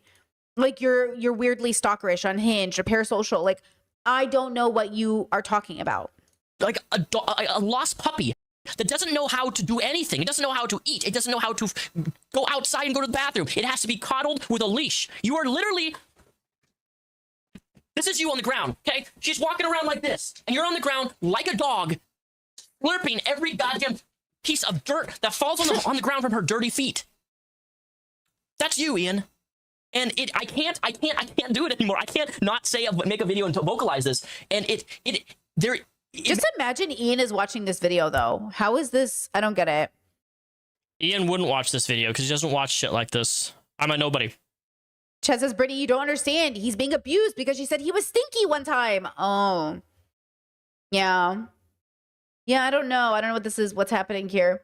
Chet says, I feel like Repzion was so used to being online and doing all this anti-feminist thing in 2017 that he didn't learn how to talk to women. Definitely, 100%. Makes me sad. It genuinely makes me sad that I have witnessed this man become something that he is not. And again, I want to go back to the point. I love it when people say that to me. It's so funny when people say this to me on the internet. I love it. I encourage. See how he does this thing. He did this thing with that lady yesterday, the story we watched where he tried to approach a lady when she was on a date, literally hit on a girl while she was on a date, ridiculous, where he... It didn't happen, Brittany! You took the bait! You took the bait, and when my experiment video comes out, you're gonna look so stupid. Wants to believe he knows what they know better than themselves. Oh my God, he's our parents. I know you better than you know yourself. That's what he's doing. He's like, I know you better than you know yourself. Yo! No, I'm not that smart. That's crazy.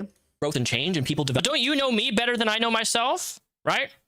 I'm a conservative centrist and a Nazi, according to you. Helping growing past their old content. But this is not that. This is somebody who's in an abusive marriage, and you will not convince me otherwise that Anissa is not an abusive, manipulating, gaslighting, horrible woman. I mean, this is the same woman who has Creator Clash completely failed, where all the money... Why the fuck is Anissa being blamed for the failure of Creator Clash? Because she's the fucking event organizer, you dumbass! That's why! She's the one handling all the fucking funds! She's the reason... Why don't you understand that? Holy shit, you're literally talking about somebody you know nothing about. I contributed to the first Creator Clash, and then when all the funds got mishandled in the number 2, fuck no. Anissa is a horrible event organizer. She fucking misorganized charity money, Brittany. Charity money. You think I'm just hating on Anissa just because she's a woman? No, it's because she's done bad things. Anissa and Ian were like the 2 promoters of the whole fucking event.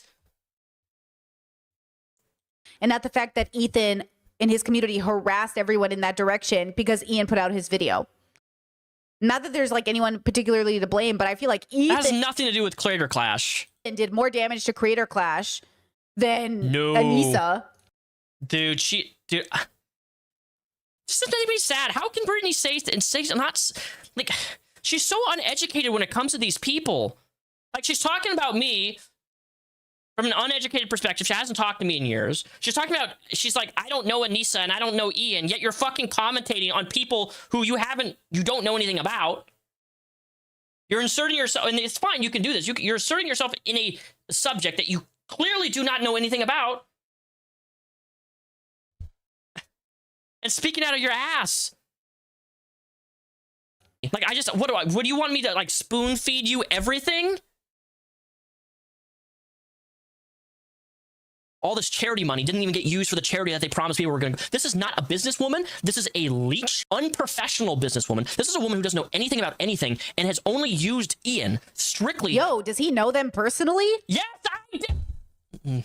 Never mind. For her own benefit to gain in the online creator space. Doesn't matter. I don't like that I'm saying that, but that's the reality. Doesn't matter. She has built herself up in a very negative way off of Ian's name, and he's listening to the misogynists he's listening to the people who hate Anissa. Where is he getting this information from? You know, Repsion kind of got to prominence by making like really in-depth video essays about content creators to quote like be morally like better than people, but I like that he's like not even trying on this one. No. Okay, Brittany, my X-Files series is designed to simply educate people on bad people. That is it. I am not, look, I'll say it for the record, I'm not better than anybody. I don't think I'm better than anybody. I don't think I'm smarter than anybody. I'm not more successful than anybody. I am a literal fucking nobody. I'm not relevant on the internet anymore. My X-Files series has always been to educate people on bad people in the online space. That has been it. That is all. James Soroka, the guy who literally punched his pregnant wife in the stomach. Onision, the guy who fucking moved in minors into his house and exchanged and is being sued for sex trafficking right now. Who else? Creepshow Art, a fucking crazy woman, stalker, trying to ruin people's lives. Joy Sparkles BS, the woman who thought that fucking autism makes kids super powerful and like it's special abilities, and when kids are diagnosed with autism and shit, which Joy Sparkles is a whole nother, like, that's all I can think about. I've made a lot of videos on a lot of people, but my X-Files series has always been about education. That is it. And you're like one of the zero out of one of the one. You're the one person out of like 100 people who actually think that I made my X-Files series to look better than anybody. I'm not better than anybody. I'm not better than you. I'm not better than anybody. Nobody. I love it when people like he thinks he's so much better. No, I'm not. Yeah, I come across sometimes on the internet a little bit pompous, but that's just my presentation style. Chessa, did he want to marry Ian? Like, no, but seriously though, like what is happening right now? Ian and iDubbbz has fallen down to this level that I've never witnessed, that I didn't think was even attainable in the online world. Yeah, this is not an expose video, dude. It's just me ranting to the camera about something I was passionate about. That's all it is. And she expects us to be like an expose. I can't fucking make expose videos when I fucking work 50 hours a week. Has done it. I can't. And I need to vocalize that because this made me so angry. It's angry because it's like, imagine, and this is so parasocial what I'm about to say, but imagine having like a best friend, and I don't view Ian this way. I've never even spoken to the man. Well, you know. But I've spoken to Anissa imagine a lot having in your the best past. friend and you see them in an abusive relationship, they're being mistreated, they're going through horrible things, and you try to help them in every way that you possibly can to get them out of that situation. I bet she never saw the video, Your Repsion Files. Probably not. You mean the video where I talk about all my fuck-ups over the course of 15, 16 years, and I highlight them in a fucking YouTube video, and I post shit that people's never seen? Yeah. How dare I, right? How dare I expose myself with my own series? Explain to them what's going on, and what their partner's doing to them is horrible, and they just ignore you. They just complete living in their life. Yeah. A lot of us are dealing with that right now. You're patient. You send people love, you give them an opportunity to love you. But yeah, at the end of the day, like a lot of us are in that position right now, and there's nothing you can do about it except remind your friend that you're available and you love them. But this isn't your friend and you don't love him.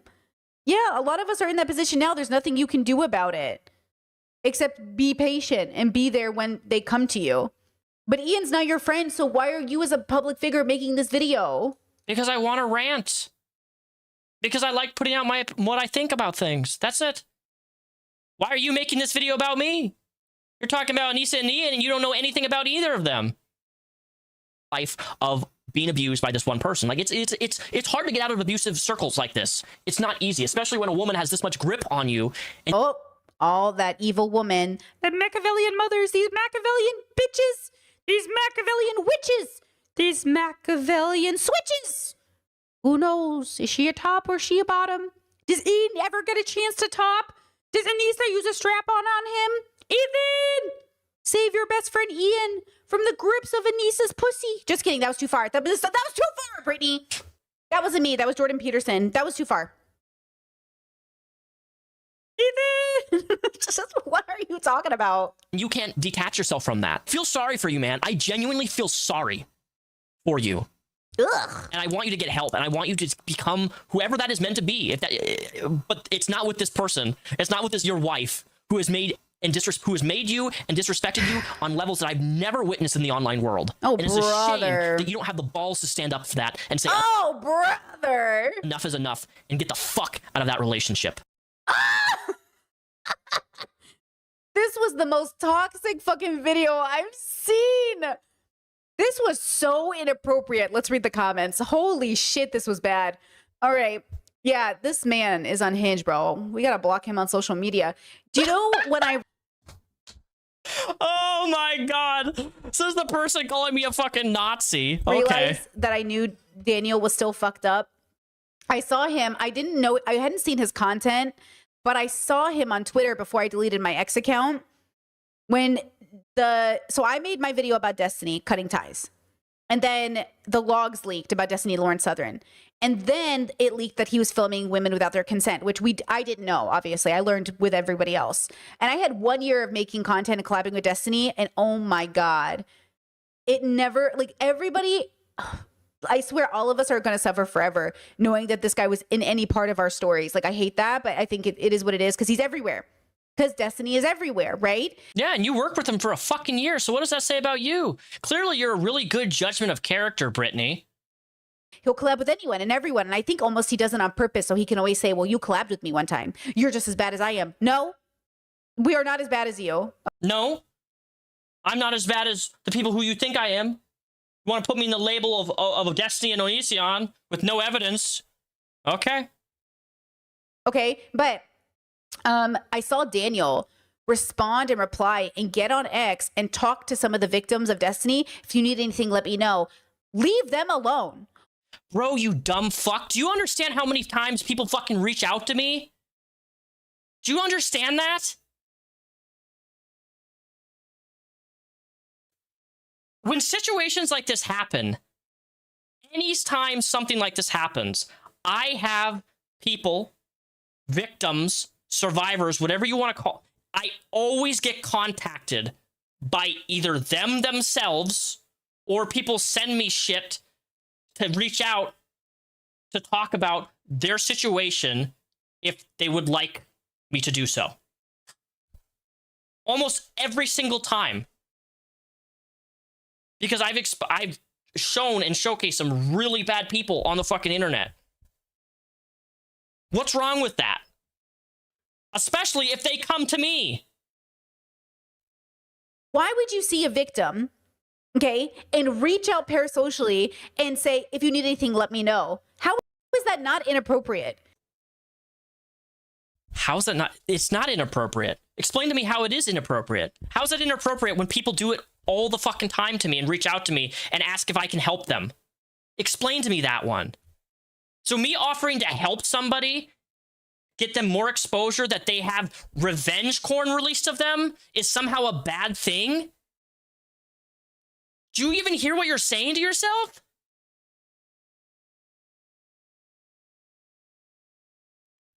Wow. Like, oh my God, dude.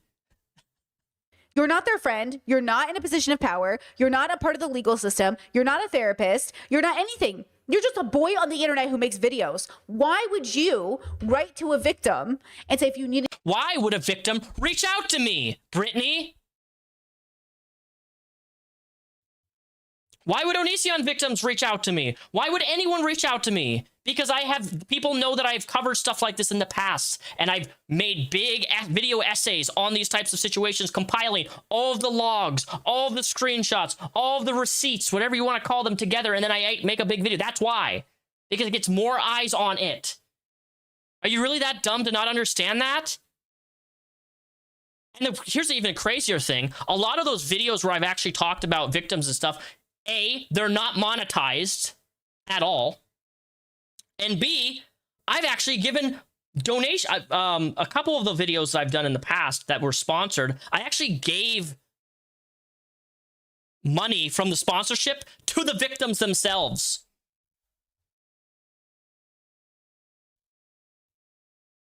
But you know what? That doesn't matter because clearly it's inappropriate. Anything, let me know. And I sat there, I was like, Daniel's so crazy, bro. That's crazy. How is that like, crazy to offer help? That's a weird decision to make in that moment. You know what I mean? When I see stuff like that, I'm so glad I'm off X, bro. But when you see stuff like that, to me, it screams like, yeah, he needs to stop getting into other people's business. Kidology, welcome to memberships. Hey, girl, hope all is well. All right, next time a person emails me and asks me for help or to cover something, I'll just say, fuck off. Because I guess that would be the appropriate response. That's that kind of stuff that like really sets me off, where I'm like, guys, mind your business. Like, don't, you know, engage to the best of your ability in other people's problems unless, you know, in some cases, and my biggest issue, and this is my issue, is I put down a boundary because usually unless I love problem solving, it's the Taurus in me, where people would come to me with their problems. And so I'd be like, I'm going to help. Now I say, I would love to help, but I'm actually, this is kind of like above my pay grade. So that's actually good. I agree that I've experienced that way too much myself. Here's what I recommend you do instead. And this is why I say I'm not answering DMs. So I'm not answering Repsion's DMs. If I talked about people, like, guys, I don't want to be your friend. I don't want to associate with you in that way. I support, you know, connection. I want to build community. I want to collab with certain YouTubers for sure. That's not the issue. It's not like I don't want to collab with YouTubers. It's like I don't want to collab with Daniel, Mr. Repsion. That's fine. Right? Like, I don't want to talk to you. That's fine. But if you're going to talk about me, at least be accurate about it. Do we want to talk about when your boyfriend hit me in the fucking face with a BDSM whip and gave me a black eye? I remember that. And I had to go home. When I went home, I had to lie to my parents about how I got a fucking black eye because your boyfriend was showing me how to use a whip and hit me in the fucking face. Did we ever talk about that? Interesting. Maybe I should post a photo of that black eye I had. It's been 11 years and you're still the same, if not worse, kid that I knew 11 years ago in Seattle. You haven't grown up. This is just so inappropriate. You know, it's just so inappropriate. Jess says, didn't Repsion say he was leaving YouTube and selling his channel? Yeah. And I get it. As a I was going to sell my channel, but my financial advisor told me that I shouldn't. Person who left YouTube a few times before, committing to it at 30, which was 6 years ago. And I've been doing it ever since full time, which is great. Like, I can understand that perspective, but I do think in his case, it's kind of and it wasn't my case as well, a red flag of instability. You don't know who you are enough to make a commitment. So yeah, he does. He goes back and forth between like YouTube and not YouTube. But then when he comes back to YouTube, he posts this crazy content. Like when I came back to YouTube, you could tell your girl had grown. You could. Oh my God, dude. You know what? That's fucking disgusting. People, that is so pompous. Got better. You really think that you're better than everybody, don't you? You know what I mean? And that's what I want. I want Daniel to get better.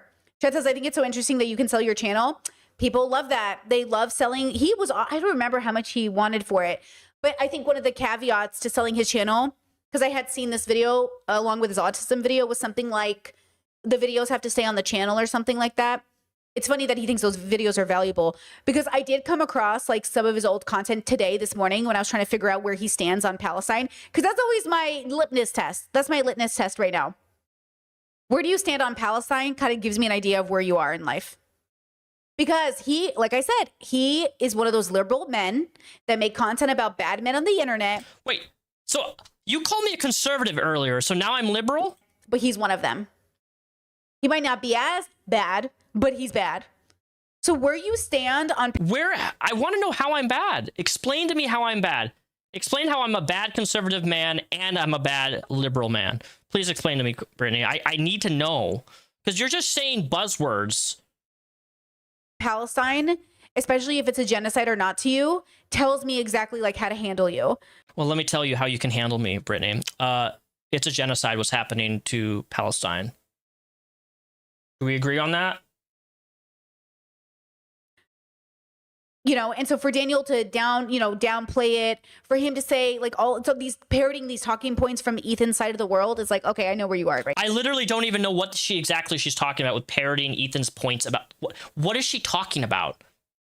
I need context. Where's the receipts of this? What is she talking about here? Parroting Ethan's videos. What? Right now. Oh, Lord. Kind of crazy. Any last thoughts on this? I think we're done. He sucks. Oh, no. Pause. Actually, hold on. Wait, I have something to show you. Don't leave. Listen. I'm sorry. I'm so silly. I had this whole thing. Hold on. Listen, watch this. iDubbbz TV, Hillary Clinton and Will Smith need to split from their toxic partners. Okay, relax there. Let me see. He said, this person said, not going to lie, one of the reasons I love your takes so much is that you are a safe space for SWs, but you don't let that get in the way of it being potentially critical of the SW in the industry. And Repsion says, because I have experience in that arena, there's actually a lot of problems in SW that I experience and I've seen. That's why I don't do it much these days anymore. Yeah, see, I don't trust that conversation. Okay, this... What? What? What do you mean? You don't trust that conversation? What is that? You're so dismissive of other people. Holy shit. This one here, Brittany Venti did a video about her 6 years ago, and it's safe to say that everything she has said about Anicia has aged marvelously. And then Repsion goes, it's a great video. Okay, pause. Here's the video. It's an hour long, and I just want to show you the first couple minutes. This is the video that Repsion's like, love. P.S. Brittany Venti, not one of the good Britneys. Okay? Not one of the good Britneys. God, I would love if Brittany Venti made a video on Brittany Simon. That would be funny. Of course you can. Absolutely. So if nobody told you today, you look great. Your hair looks amazing. Good afternoon, wherever you are, you beautiful person. That's right, I'm talking to you. You are someone that's going to change the world. Together we can do some of the most amazing things to change the world. You can do it. You're awesome. And you're really hot. You're strong and you got this. You have to love yourself. You have to take time with yourself. Let you guys know that you're loved. Let you guys know. Everything that I say, I mean. You are good enough. You know what? I'm about to say it. You're a human being. You're beautiful.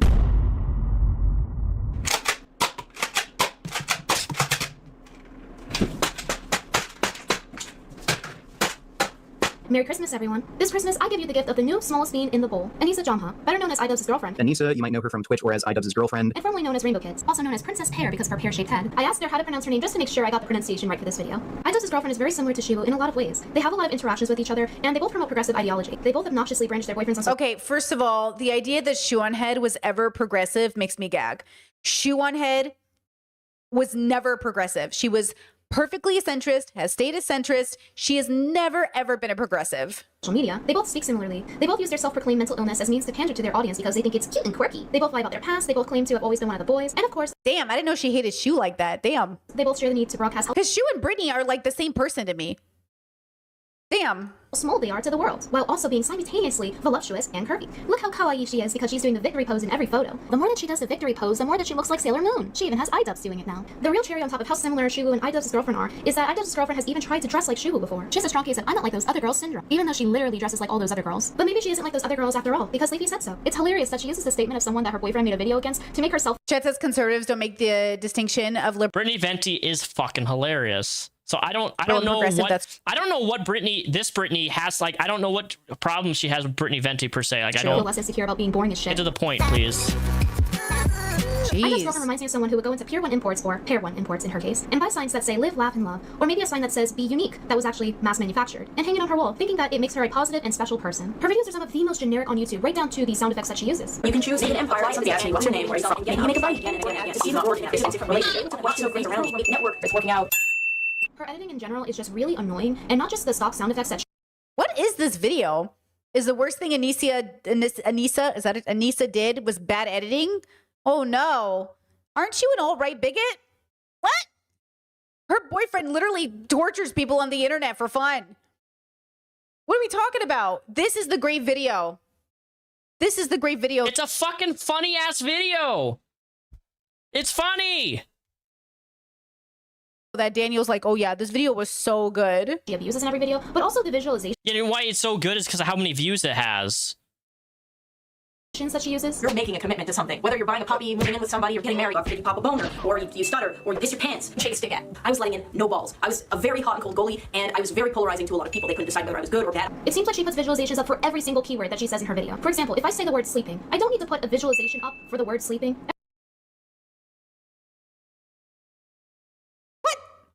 This can't be the video. Let's skip.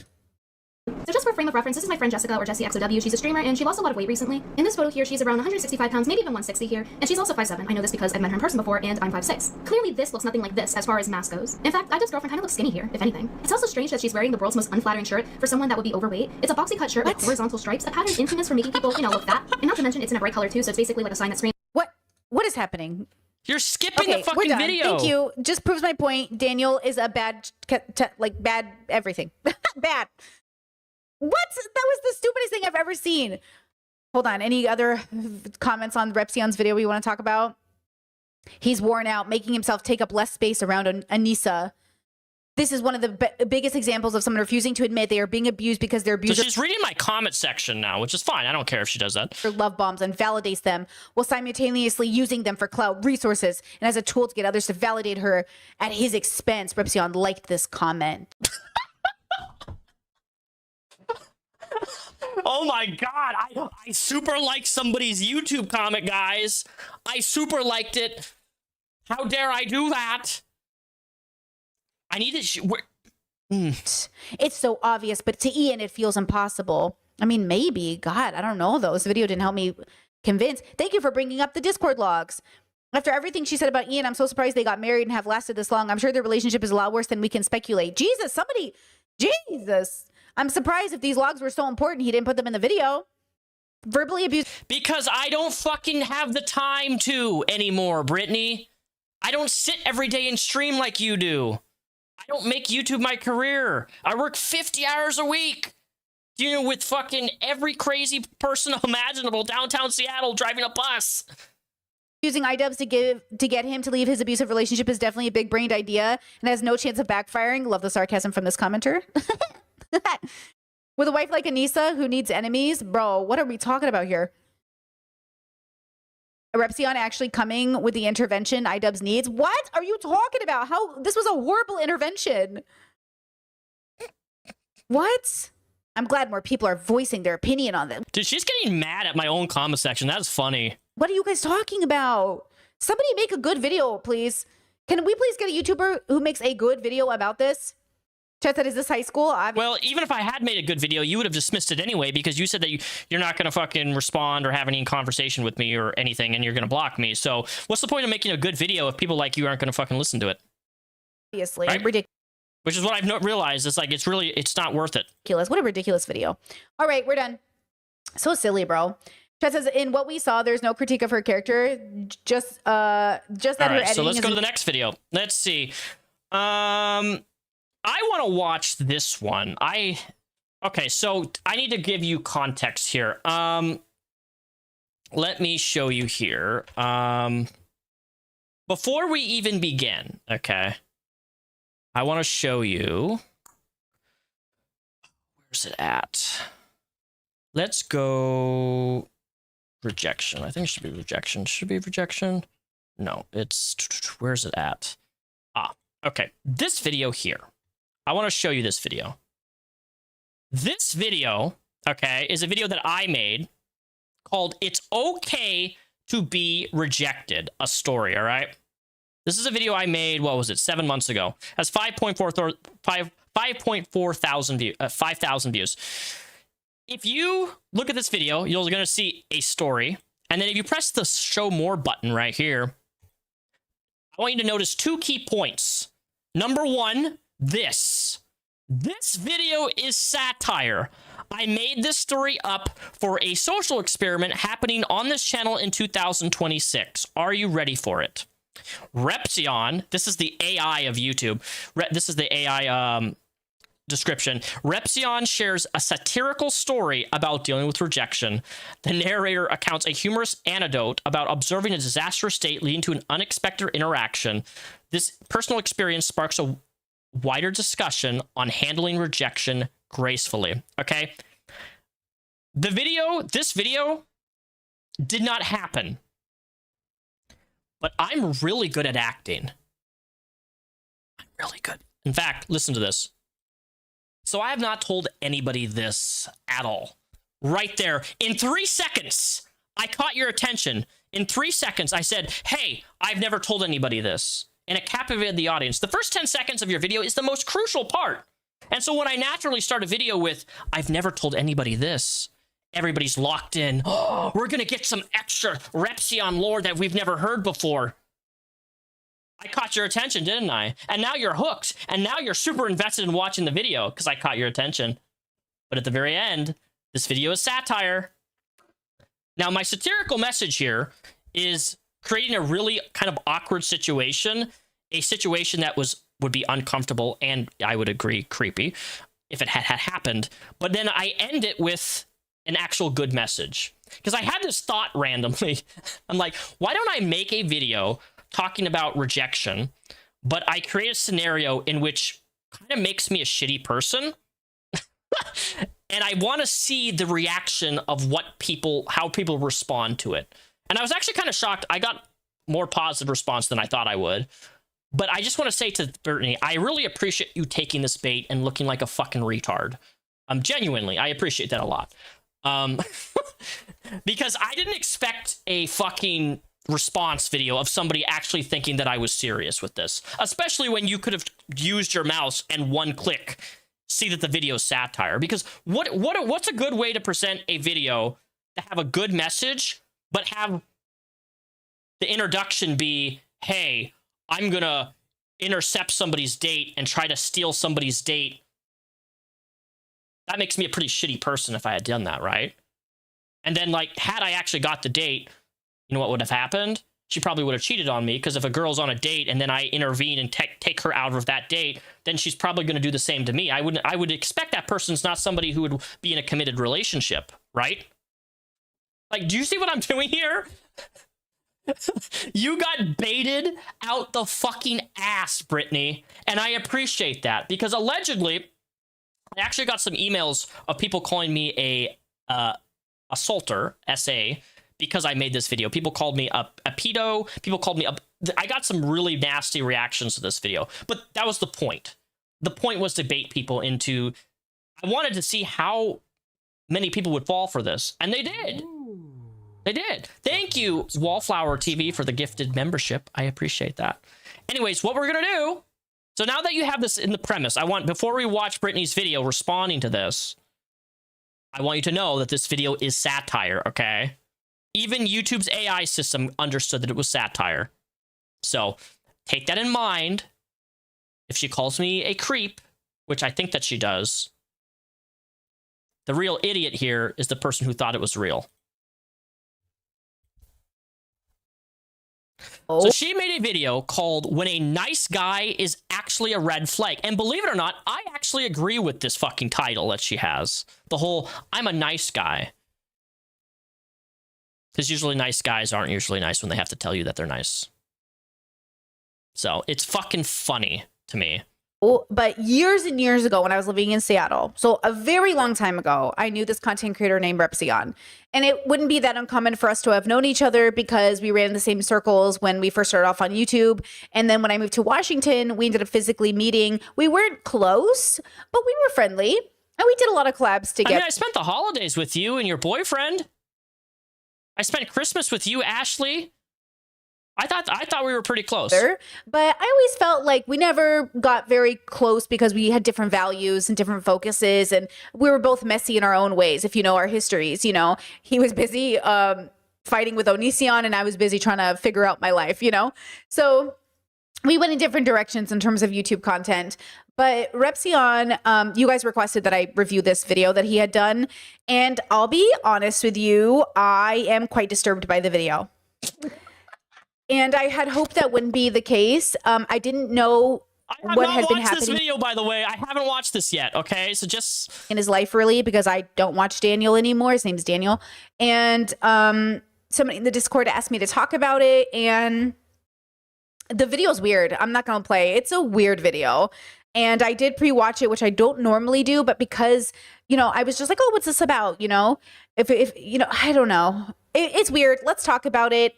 Now Daniel's late diagnosed autistic. I'm late diagnosed autistic. Like I said, we both run the commentary channel. We both, our section of YouTube, we both were atheists back in the days. Like, it's just interesting to see where our lives went differently. And I do think it's a philosophical difference. Like, he still seems like he's in a toxic cycle and he still seems to be having issues.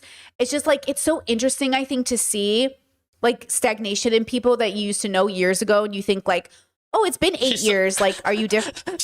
she's so disturbed she can't read. I mean, right? Different, and it's like, I don't know. Without talking too badly about a person on a journey, I guess I'm shocked by the video. I think I was just shocked by the video. But I also have to stop infantilizing these boys, and I have to hold them accountable because they're men now. And Daniel's also queer. He's bisexual. So like, there's a lot about Daniel that like, you know what I mean? But at the end of the day, he's messy, and he's been messy. He stayed messy, and it's just like, it's kind of interesting. I don't know. Okay, here we go. Let's watch it. So I have not told anybody this at all. Again, I caught that audience attention. I know how to captivate people to fucking watch something, dude. You gotta give me credit with that. So the internet gets it first before anybody. But I want to talk about a time where I was rejected, okay? And as a man, or a woman for that most part, it really doesn't matter what gender we're talking about here. As a man or a woman, I think that how we deal with rejection is really important. And it's important that we don't do certain things and be nasty and rude and cruel and just horrible to people because they are not interested in us, which in today's current dating climate is very, very common in especially the incel or manosphere world, where like if a man tries to get a girl's number or tries to hit on a woman for any reason and she rejects him, the response is typically one of vitriol and like calling them fat or ugly or a slut or things just being completely unnecessary for the sake of because you got rejected and your ego got hurt, right? A lot of how people respond to rejection is their ego getting hurt. And I stand by this, by the way. Absolutely. Like, and they're not being able to accept the fact that not everybody wants you, not everybody likes you, not everybody finds you attractive. So at the start of the year, right, I was in a food court lobby. I just want to stop there and say, I don't know where Daniel falls on, I don't know what he's doing with his life. I don't know if he's progressive. I don't know how he identifies. Like, I don't know. This is crazy to see that she is saying these things right here, but then in the last video that she made the same month, she's calling me a Nazi conservative. centrist. Maybe I should have watched this video first. I guess maybe we watched the videos out of order. But it's just funny that she made this video the same month. Where he's at. But when a male presenting person, makes content about the manosphere and he puts himself in comparison to the manosphere as something better, it also raises my like, ooh, because usually it doesn't follow with something good. So right away I was like, oh, wait, are you about to say you're one of the good guys? Because no. Then he tells this story and I'm like, well, okay, wait a second. So let's talk about that standard as well. Like the standard. I'm glad she caught on to that though. I actually agree with her though. I agree with her here. Standard of like, oh yes, compared to the manosphere, I'm good, but what does that even mean compared to what we? I wasn't trying to compare myself to the manosphere or like I'm better than anybody. That was not my point. My point was to have a good message on how people need to understand that rejection should not be something that you respond with vitriol, because I've seen men and women respond in horrible ways to rejection, and it's just bad, right? It's not that big a deal. If you get rejected, you move on. What the ideal sort of is, right? Yeah, Discord. But if you get rejected because you're creepy, right? That's the real one. That's the real test. Said his already pretty binary language gives liberal. I think he is a liberal, which is kind of like not, we're not liberals here. So, okay. And I happen to be eating by myself, something that I commonly do because I think that in a lot of situations, I should be hired as a storyteller, just make stories up on the spot. Situations, people need to be comfortable doing things alone, living alone, just being alone in general. And not jump from. I mean, I agree with that. Like he's had a lot of bad relationships. Like I know you guys know about my toxic relationships. Like Daniel has had, and Daniel is going through the healing process. Like he is not unhealed. He's talked about it recently. So I caught up on a few of his videos in preparation for this stream, and it sounds like he's been going through it. So he's in his 30s, hasn't stopped the generational trauma. He's still engaging in it. Which everyone's on a journey, their own trajectory. I'm not here to judge that process. I'm just here to say that's also a red flag that you've reached your 30s and you're still kind of in that mindset, right? Like he's still kind of young. Like there's something, like there's a common, late starter. What mindset is she talking about? I don't know what thing that happens with neurodivergent people. So I understand that as a late bloomer myself. I just think that's interesting. Okay. Relationship to person. I think it's important to be able to be comfortable being alone. And when you're comfortable being truly alone, doing everything alone, you're make a better partner. But that's just my personal opinion. Sure. Like I think it's important to have a good relationship with yourself, right? And whatever. That's besides the point. I was eating alone in a food court lobby at a mall. And I noticed that was his first mistake. Why are we eating at food court lobbies? Why are we even at a mall? Just kidding. No, but really, why are we going to the mall? Just kidding. Love a mall. Just kidding. Love a Wetzel pretzel. Just kidding. What? That was a weird part. This guy and there's this girl sitting at the table and there's all these seats available. So I chose to sit right behind the guy. Which, by the way, if anyone knows me, this is the exact opposite of what I would do. Like when I go into a food court, when I went in food courts in my past, if there's a lot of people, I always choose the farthest fucking chair away from everybody. I don't like being around people. Genuinely. I would, if there's a seat right next to me and there's somebody there, I will literally walk across the mall to get away from, I don't want to sit next to anybody. I don't want to sit next to anybody. At the table behind them. And I don't know, dude. I don't know if I want to please continue with the satire videos. So I know I did that satire video and it was kind of like a shit post. The problem is people are mean. I got so many mean emails from that fucking video, which is going to be in my social experiment because what I've been doing is I've been collecting all of the fucking crazy responses from that video and comments, because a bunch of comments got YouTube's algorithm flags comments and they get put for the approval section. So I've been screen capping them and like just slowly documenting them. And then It's like people are mean. They're like, you're a fucking predator. You're a creep. How dare you fucking hit on a girl when she's on a date, you fucking weirdo pervert. And I'm just like, I'm sitting to myself and I'm like, man, this is funny. Like, I don't mind it when people call me that shit at all, because it's like, I know me, and a lot of people know me IRL. So it's like, people can say whatever they want about me on the internet, but this is also somebody I know IRL, right? And I do take what people say IRL a little bit more personally, because I value people that I consider myself friends with. I value what they have to say. People on the internet, not so much. But ate my meal, right? Just a casual meal. I did get I wouldn't be surprised if you were getting death threats. I did get a few death threats from it, but but death threats don't bother me. I've had the FBI at my house 3 times. It's okay. And I listened, because I like to observe and I like to listen. And I listened for over 45 minutes as I ate my food, right? It was very, I'm also a really fast eater, just FYI. I would not sit by myself eating something for 45 minutes. I eat and I move and I get out. I don't even like going to malls. Honestly, I was judging the date. I could not judge the date because I was overhearing their entire conversation. And oh my gosh, let me just summarize it. So think of a 30-40 minute conversation where one person has to hold the conversation for the entire duration, which was the woman. And this man, I kid you not, the whole time I was there, did not ask her one question about herself. Nothing. And in my head, as I'm eating, I'm thinking like, man, this guy is like not into her. He's either not into her or like, I don't know what he's doing, but like, this is a disastrous date because she's talking. I just want to say, hold on, I should show you this. Daniel's stuck in 2010 YouTube. I know he is, because I am not, Brittany.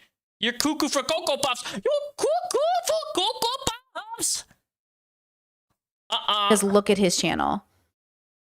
Look at the thumbnails. The thumbnails are so, the topics, like the way he's making thumbnails and I'm doing that intentionally. That's the fucking point.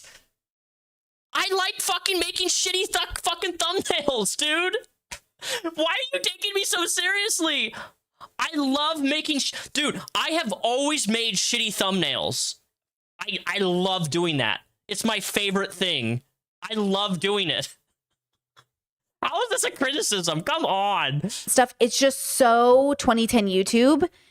And it feels like he hasn't changed. Like he's still the same guy he was 10 years ago, which is not a compliment. Which is crazy that you're saying that over fucking thumbnails, bro. Thumbnails. For years, I've always... Oh my goodness. I'm not complimenting you. I'm insulting you. That's fine. You insult me all you want, Brittany. You're the dumb fuck. You know what I'm saying? Like, it just feels like... See, interesting. He makes a living talking bad about men. Cody Co bad, Disney bad, Onision bad. Yeah, so like all these... I'm gonna title my stream right now, change it to Brittany Stupid. Brittany is a retard. Is that better? I'm not gonna do that. Men are like predators. Oh. But then Daniel goes, but me not bad. But then wait until you hear this story. Yes, you're not a predator because of this story, but you're something else. Something else. What else that am I also guys? think is toxic. And she'll ask him a question and he's really just short, maybe like a one or two. Why is this random lady being so mean? Well, she's not random. She used to be an IRL friend of mine, but apparently we weren't friends. 2-sentence response. And I'm thinking in my mind, man, this guy does not know how to communicate at all, right? Like this is disastrous. I make a living about talking about men. What the fuck? Those men were actually bad. I mean, I talk about women too. I've talked about a lot of women too, but if I was making videos all about women, I'd be labeled a misogynist too. So there's really no way for me to win, right? If I talk about bad guys, you know, I'm just projecting. And if I'm talking about women, well, I'm just a misogynist and hate women, right? State. So that's what we got to work with. Only those two sides. I'm waiting, and I'm thinking to myself, I hope this guy. I'm gonna wait another 10 minutes. I hope this guy gets up and goes to the bathroom. Well, lo and behold. The dude gets up. He says he needs to use the restroom. And I'm thinking to myself, I'm like, man, I normally am. The fact that she took this bait and a lot of people did not take the bait, not this type of confrontational approach type person, but I was thinking to myself, she's behind me. He just got up and left. And I was like scattering my bag and I'm like, I don't have a pen. crap. Because what I was going to do is I was going to turn around, give her my phone number. I'm like, hey, if you'd like a more stimulating conversation, here's my number. Let me know, right? I was just going to be really basic, very quick, and then dip. I'm like, I don't have it. That's so arrogant. Like, had I actually done this, that's so arrogant. If you would like a more stimulating conversation, madam, I can give you much more better conversations and make your brain more stimulated, you know? Tips my fedora.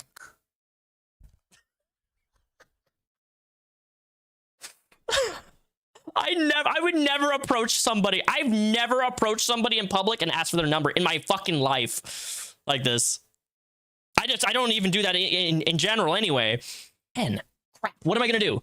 So I'm thinking there, I'm finishing the last few bites of my meal, and I'm like, you know what? Screw it. I'm just gonna wing this. So I got up, turned around, walked a couple steps, and I got on my knee and put my shoulders on like the table like this, and I leaned down and I'm like, hey, I heard that you're on a date. And I said, how's it going?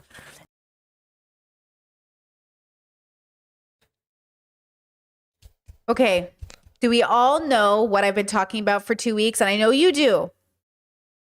This is not what it means to be the adult in the room. This is what teenagers do. You are in your 30s and doing something a 15-year-old teenager would do. Putting your hands on the table. Hi, are you on a date right now? Like, I'm mortified that he has not grown up. Like, I am mortified at the stagnation that I'm witnessing in this video. Like, I was like, we have got to grow up. Yeah, bro is tipping his fedora in a scary ass way. He's all like, "Milady." Oh, they just made the same comment I fucking did. Ironic. Are you on a date, milady? Ma'am, would you like a simulating conversation, ma'am? Like, sir, put your fedora away. And what are you doing?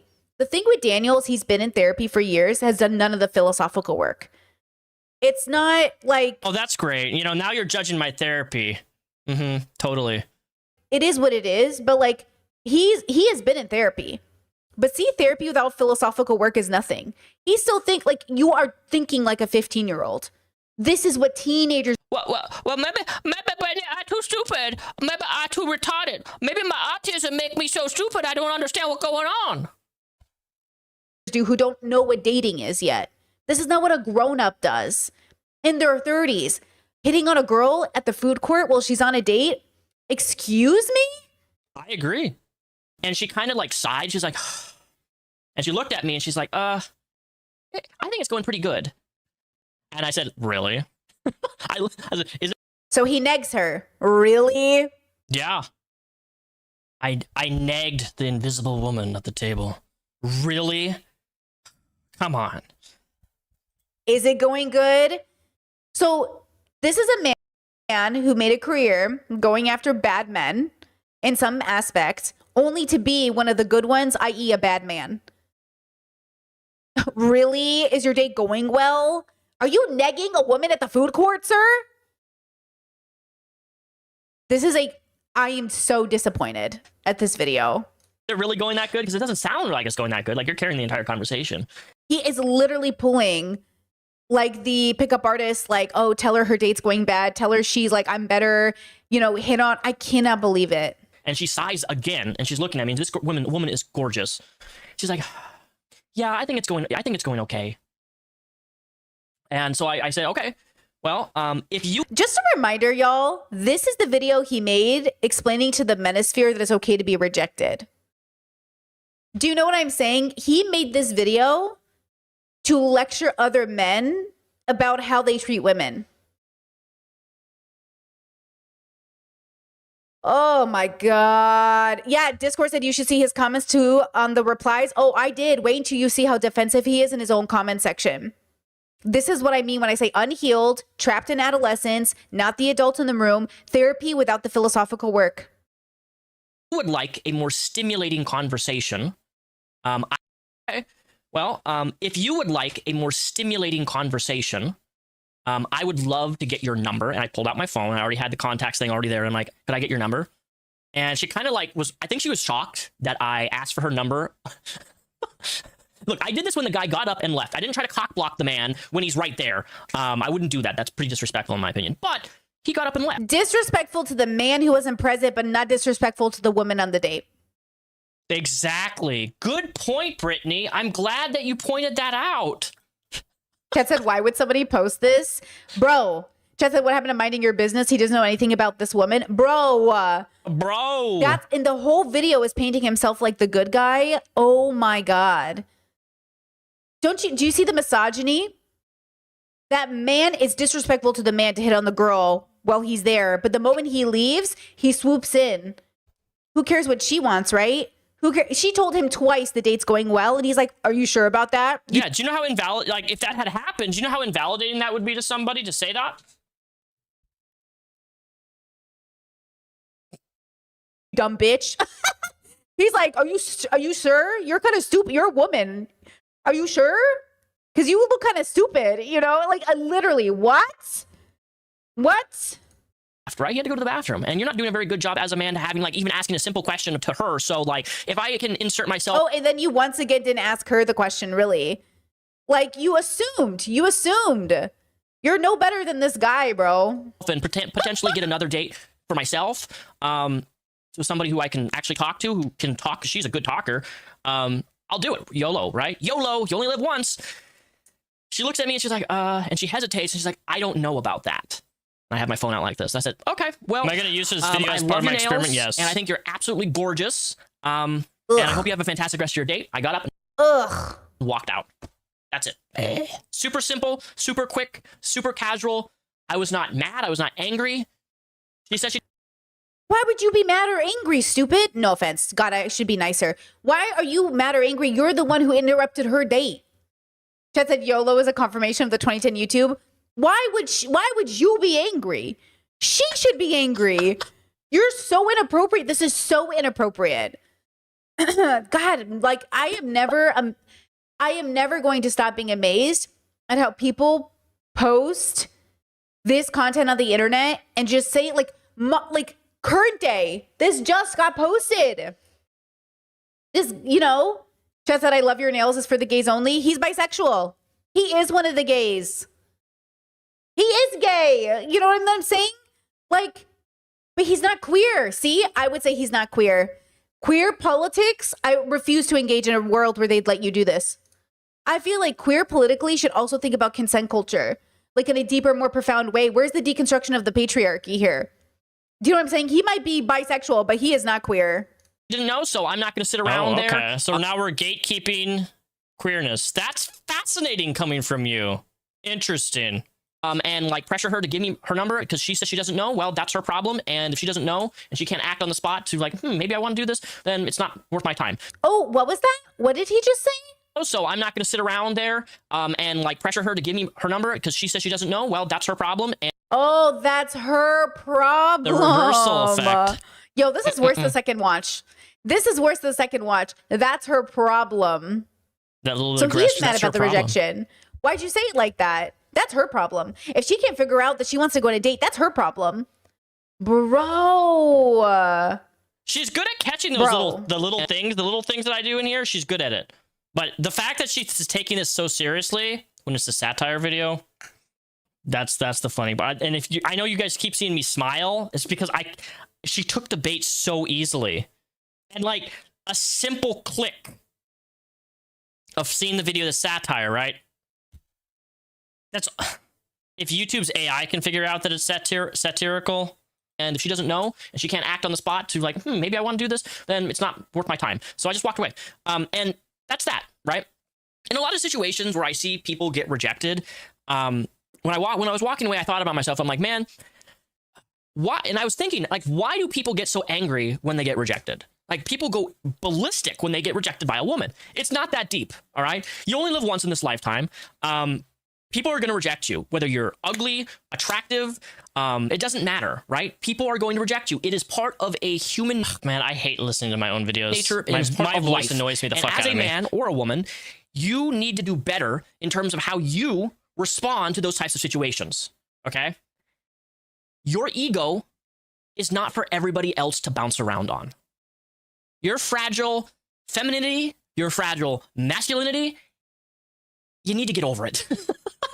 You need to stop being a bitch, okay? You just need to stop being a bitch. That's what it boils down to. Because if you're going to the internet, I don't know if you guys have heard the T website, that there's a T website for women, and then there's a T website. Just a reminder that he is autistic and that I understand that. I'm sympathetic to the late bloomer part of it, but he's also just like not doing the philosophical work. I'm sorry. Like, see, I want to explain the awkwardness, but I actually think it's values more than anything else. It's the fedora assuming assumption that he's one of the good guys and not like these other men, but he's adjacent. He's not as bad as the Predator boys, as far as I know, but he is adjacent. You are toxic. This is misogyny. This is bullshit.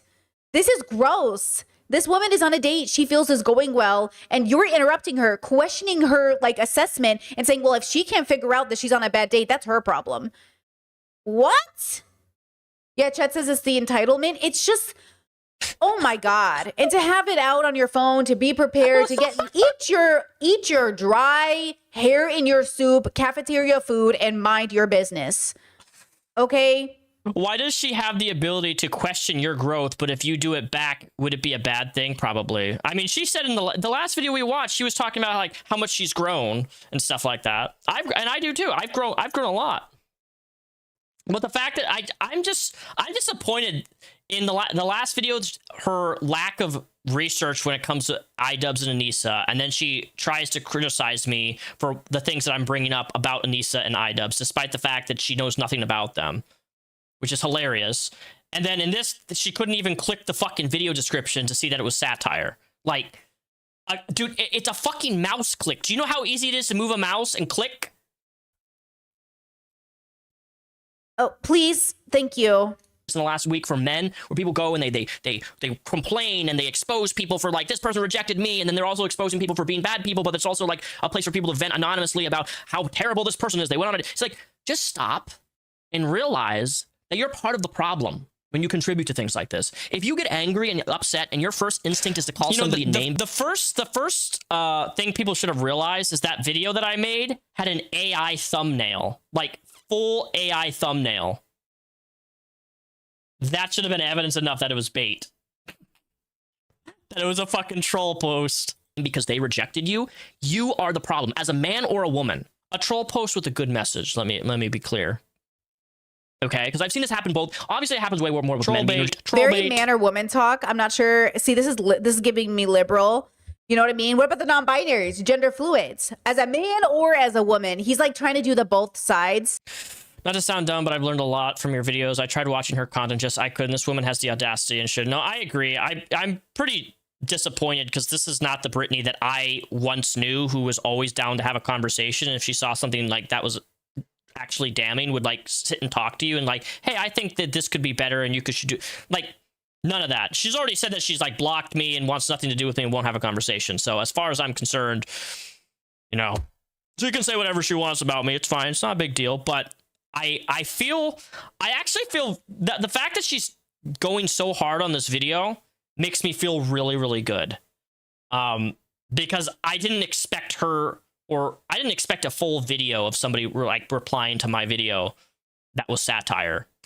That means that just confirms that I did a really good job and that I captivated enough people in the first 60 seconds that she thinks that this is fucking serious. And that everything that everything I've described so far in this video has been the exact opposite of what I would do. I don't go up and ask people for numbers. I just don't do that. I think I've asked a girl for her number once or twice my whole life. I don't go into malls or social situations and sit next to somebody who's right there when there's a bunch of seats. I would never do that. I'm so introverted. He's always like, you know what I'm saying? Rejected, but I've seen it also happen with a woman gets rejected by a man and they lose it, right? Wait, Chad says he also said he was there for 45 minutes. Does it take 45 minutes to eat lunch? What? A chatter just pointed that out. Why does it take 45 minutes to eat lunch? Right? See, even the chatter just pointed out a hole. Maybe it didn't happen. Maybe it was satire. Yeah, when I take myself out to a restaurant, I stay for like 2 hours.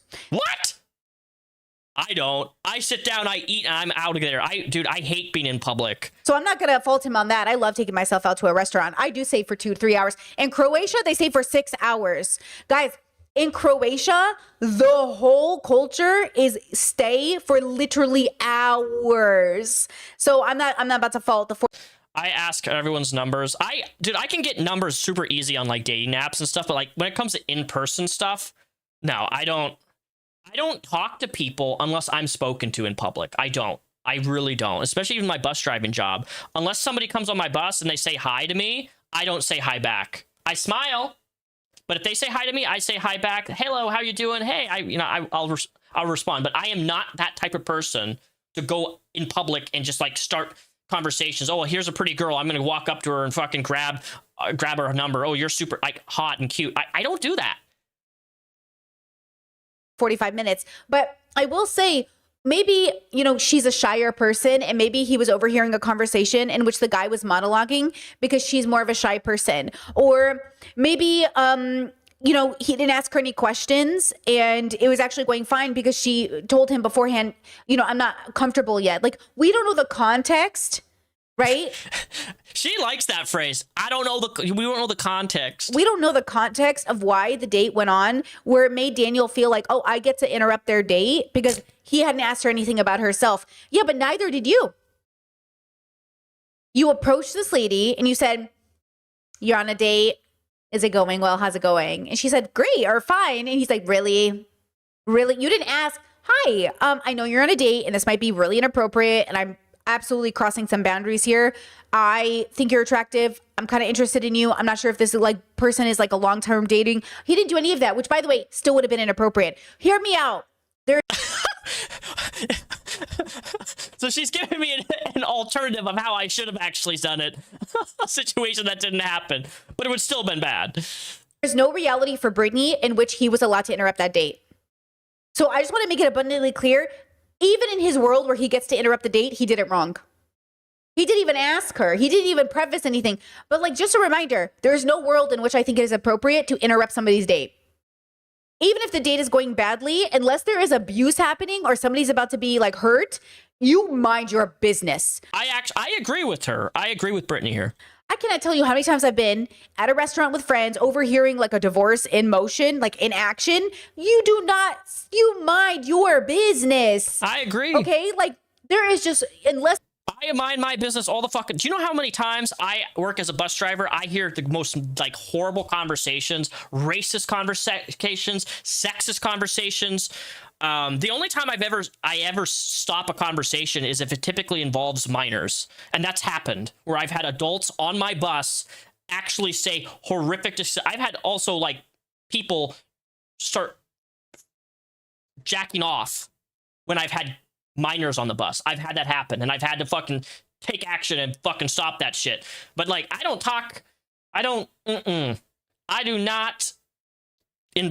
ever involve yourself in people's business, especially as a bus driver. Like, I can't, because like we're taught to de-escalate all these types of situations all the time. And I've had to do it a couple times.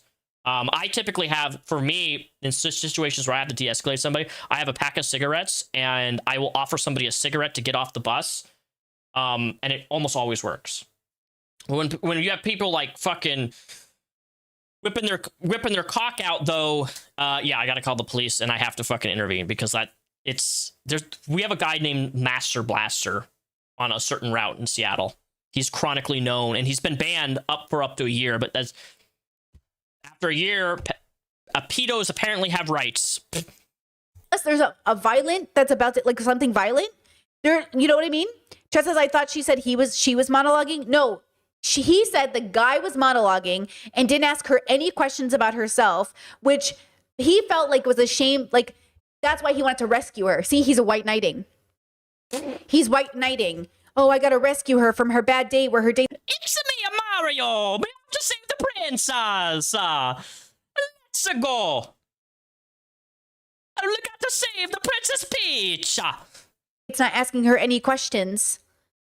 And it's like, no? Like, no?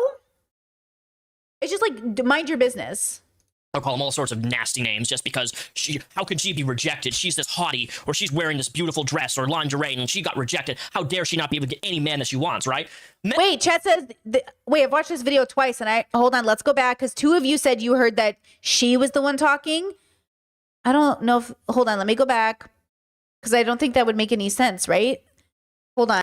So she was monologuing, but he wasn't asking her any questions. Wait, that's even more of a, wait, you guys are right.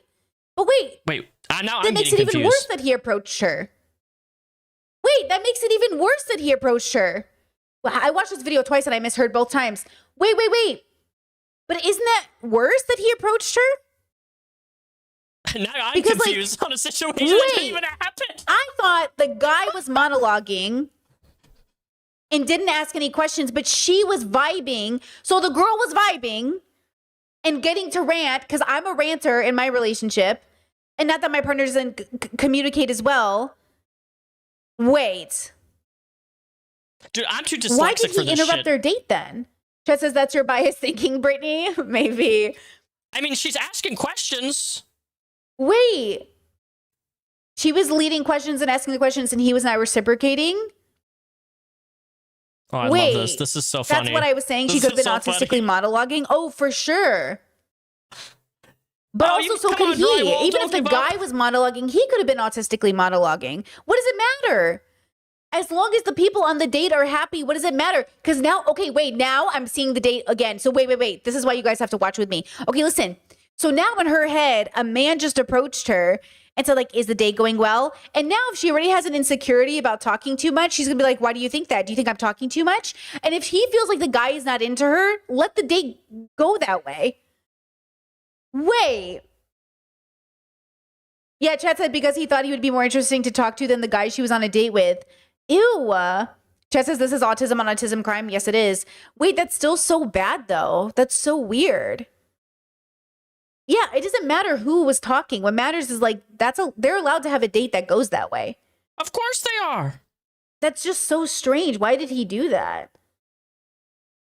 Oh my God. That's so funny. Plus, 45 minutes in the world of other people isn't that long of a time. You could monologue for 45 minutes and I'd still be listening. You know? It's not like I don't know. That's so funny. Thank you for the correction though, guys. Thank you for correcting me. I don't know if you guys have heard the T website that there's a T website for women, and then there's a T website just in the last week for men, where people go and they complain and they expose people for like, this person rejected me, and then they're also exposing people for being bad people, but it's also like a place for people to vent anonymously about how terrible this person is. They went on it. It's like, just stop and realize that you're part of the problem when you contribute. Oh, you too. You're part of the problem. To things like this. If you get angry and upset and your first instinct is to call somebody a name because they rejected you, you are the problem as a man or a woman. Labeling Satire autistic is a little weird to me. With men being rejected, but I've seen it also happen with a woman gets rejected by a man and they lose. Wait, Chet says he also said he chose to sit directly behind them in the food court. Wait, what? Going back. Not everybody wants you. Not everybody. Food court lobby. And I happen to be eating by myself. Something that I can to be comfortable with. But besides the point. I was eating alone in a food court lobby. Stop rewinding my video. And I noticed that there was this guy and there's this girl sitting at the table, and there's all these seats available. So I chose to sit right behind the guy at the table behind them.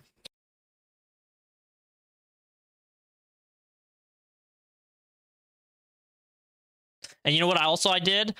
I fucking had to shit so bad. I let loose a gigantic fucking rip-roaring fart right behind him. Just a huge one.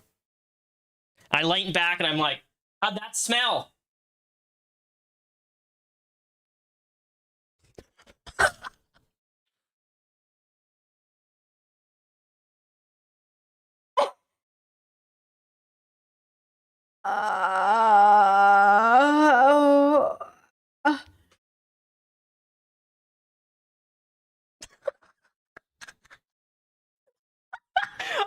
I'm loving her reaction's funny though. I gotta admit, this is funny.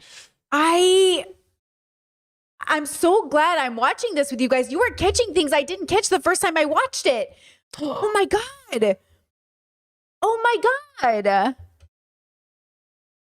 Dude, I am like, ego getting off. I'm getting off from an ego standpoint. The fact that her chat and her are taking this so seriously, it makes my heart flutter. I don't think she understands what big of ego boost this did for me. I'm like, wow, I can really actually do a good storytelling. Like, I can really just turn on a camera and like make up a situation, a story, a satirical story, and then post it, and people think it's fucking real. I love it. I love it. And remember, I started the video off, I've never told anybody this before, ever, right? You captivate your audience. And people just hooked. I stopped following Brittany years ago, thankfully. Oh my God. Yo, that just escalated so big. That is so scary. Imagine you're this girl and okay, scenario. Repsion walks up to this girl. She says, yes, I'll go on a date with you. And then he has to tell her this story of, oh, I could have sat anywhere in the food court, but I sat right behind you guys having your date so I could listen to your conversation. That's creepy. Does that not feel like a stalker behavior? Am I fucking confused? Not to throw around that word so loosely, but like, how does this even make any sense? What? That's crazy. And because they rejected you, you are the problem as a man or a woman. Okay, because I've seen this happen both. Obviously, it happens way more with men being rejected, but I've seen it also happen with a woman gets rejected by a man and they lose it, right? I'll call them all sorts of nasty names just because how could she be rejected? She's this hottie, or she's wearing this beautiful dress or lingerie and she got rejected. How dare she not be able to get any man that she wants, right? Men think the same way too, okay? This is not like, I'm not trying to divide the genders here, but like it happens on both sides. I've seen it happen on both sides, and that's why I'm talking to both. How you deal with rejection is really detrimental to your psyche and who you are as a person, and you just need to be better. You need to do better. You need to not take everything as a threat and in a crack to your ego, and realize that life moves on and that there'll be other people that you can ask out and you may get rejected, but not to take it personally, because this is how I live my life. And I would not be able to work the job that I do in the transit world if I took He drives buses for Seattle, apparently. everything personally. I genuinely don't take things personally Chad says, is he talking to himself? from anybody. Unless it's like my mom or dad or family, like I'm super close family, that's different. But like internet. Well, I guess he won't take this personally, but like, bro should be, you should not be allowed to talk to girls or boys or anybody. So hopefully he doesn't take this personal, but maybe he should. No, I'm not gonna take it personal. Spent his whole life calling out boys and their bad behavior. Sounds like a shield, sounds like a cope for his own bad behavior. That's crazy, bro. Even random strangers, people on a bus that I'm transporting, asking somebody on a date. I don't take anything personally, because the moment I take things personally, I start making assumptions about who that person is, and I make all these unrealistic, unfair assumptions about someone because I'm upset at their response to something that I did. And I think that's unfair. I think it's unfair to make all these assumptions about somebody because you got rejected, because you can't handle it. And it's easy to reflect and blame and point fingers at other people when the problem was with how you respond. Oh, anyways, brother. that's my food for thought. Okay, please pay attention to that. Pay attention to what he just said. The problem was with how you respond. And just wait till you see the comment sections, girl. Wait until I show you his comment section for the way he responded to people saying, Daniel, this video was kind of fucking weird. Anyways, that's my food for thought. I just wanted to share this little story with you because it's okay to get rejected. It is okay to get She made rejected. a video on autism. I have any incels watching me or covering manosphere. autism stuff too. Get over it. Okay. I followed Brittany for Speech years, therapy. but she Get changed. help. Realize that your response is why nobody wants anything to do with you. You talk about the male loneliness epidemic. Well, that is partially because you men look up to people to like Andrew Tate, and you think that the manosphere actually works. That the techniques and the treatment and the way that you operate on a day-to-day basis and treat other people and your other humans, men on men, women on women, men on women, women on men, it's disgraceful. Anyways, those are my thoughts. He talks like a teenager, bro. Support the sponsor of the channel today. Yes, I just said bro as I said that, but he does. Hey, linked up. Look, I can't help the way that I fucking speak, okay? I do speak a certain type of way, and I do have a speech impediment, and I am really super fucking dyslexic. I can't help that. Sorry. down below in the description. It's Vance Global as. Yeah, he's like so teenage in his head still. Chat says, Britt, do you think the fact that he specifically chose to sit behind the couple might change your perspective of him not being a predator? Yeah, I definitely think it adds to the possibility that he might be. Right?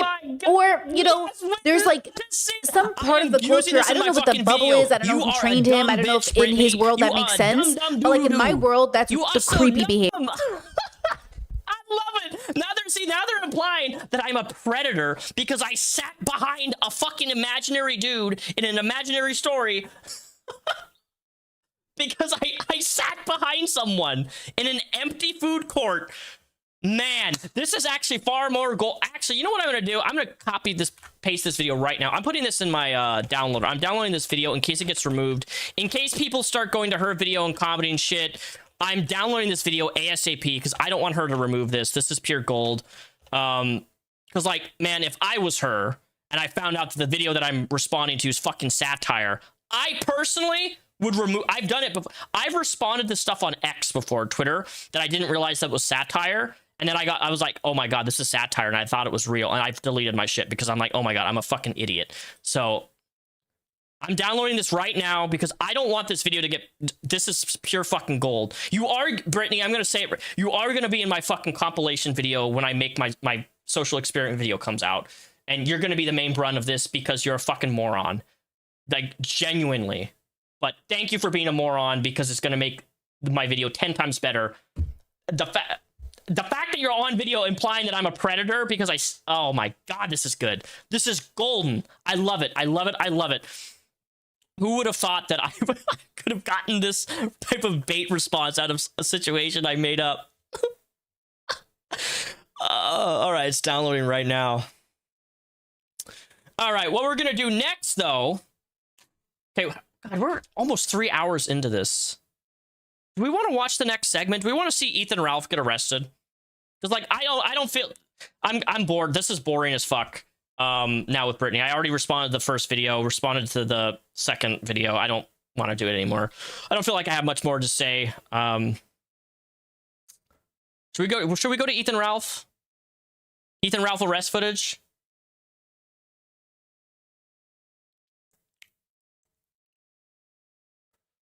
All right. Yeah, I know some of you guys in chat I've been seeing, you guys are annoyed by her.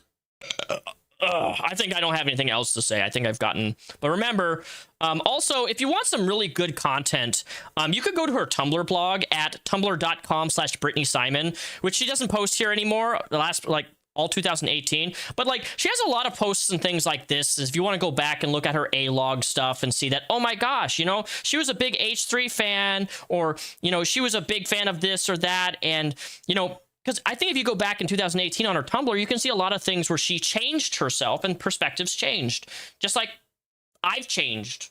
People change as time goes on. But, you know, there's a lot of interesting comment on here. A lot of stuff that people may find interesting that she says. And maybe some of the stuff doesn't reflect who she is now.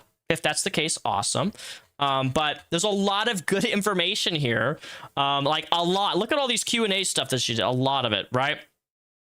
The reason I was on here to begin with Brittany, because I was trying to find the video of me and her that we did on our body, you know, a video on like being secure with who you are physically, when I drew a Pokemon ball on her boob and I was like writing "be yourself" up across my chest and stuff like that. Because I wanted to prove it to people, but I don't think I need to do that. That's why I was on her Tumblr, and I've found some really interesting stuff going on there that may interest other people. But yeah, I think that's good for now. Let me switch here for a second. We're gonna switch the next segment, which is oh, where's it at? We are going to... Oh, it's on my Twitter. 1 second. I gotta make sure I'm on the right tab that doesn't have any corn on it. This is 45 minutes long. I forgot it's 45 minutes long. Let's go to my Twitter. Here we go. All right. So if you missed my segment last week, I had a segment on Ethan Ralph. Do we know who Ethan Ralph is? The Ralph retort. I don't like this guy. He's a piece of shit. Horrible guy.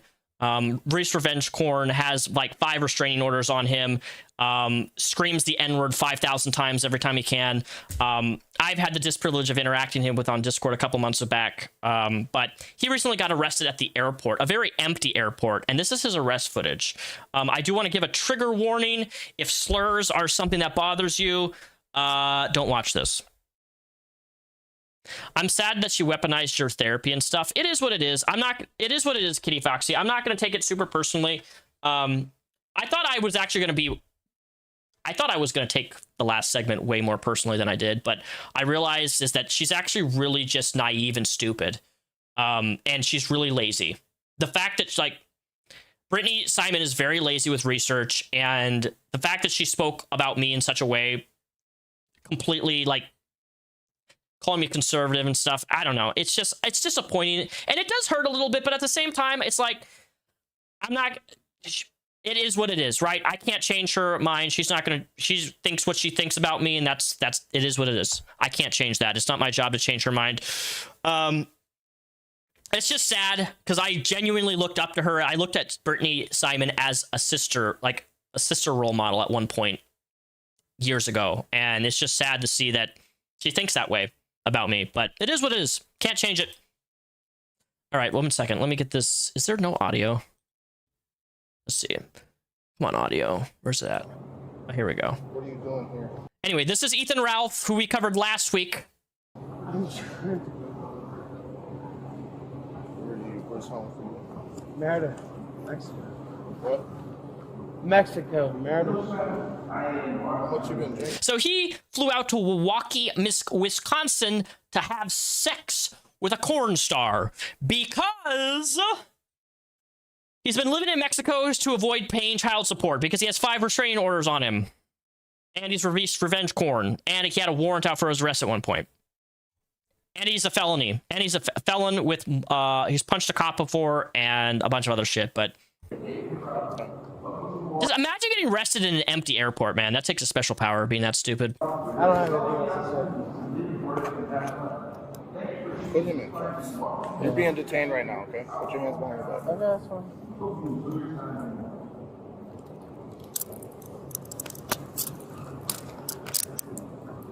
Like, loud you got there. Let's take him to the down to this. Oh, whoa. We don't need all that. Did you hear what he said? He just called her the N-word.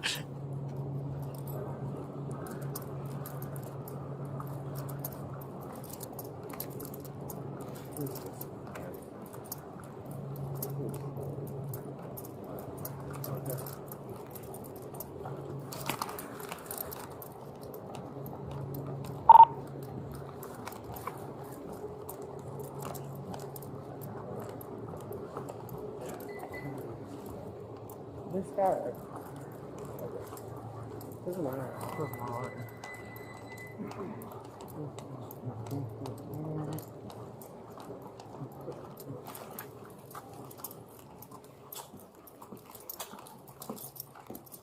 I'm surprised Ethan can walk, though, to be honest.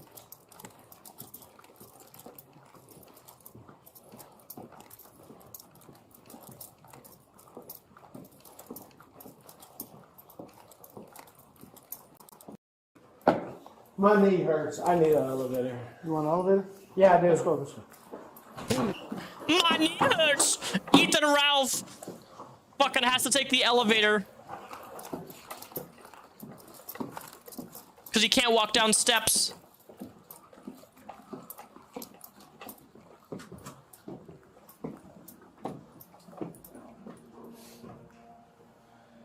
That's what alcohol is. That's what an alcohol addiction does. It ages you like crazy.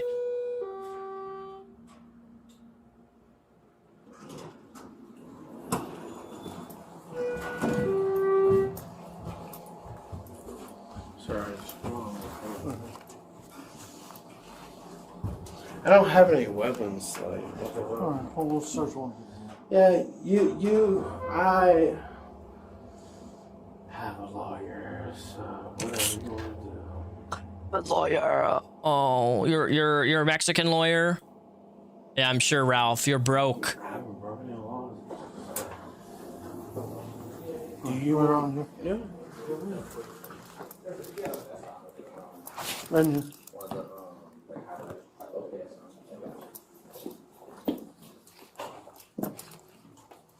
I actually just want to go back to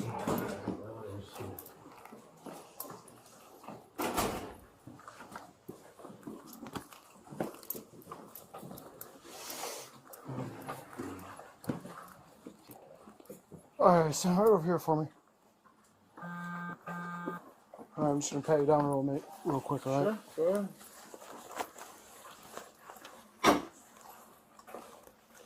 I don't have any drugs, nothing. Okay. I know that's what Billy has. I have a prescription for that, by the way. So. Okay. Yeah, I do.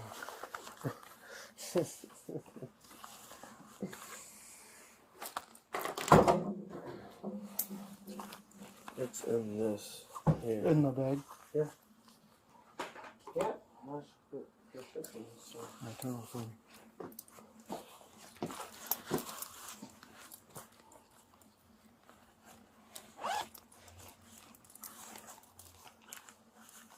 God, it would have been so funny if they found like cocaine or something on him.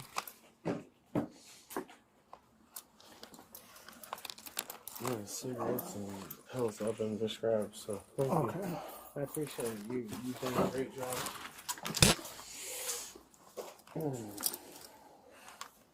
Go ahead. Ain't nothing I have illegal.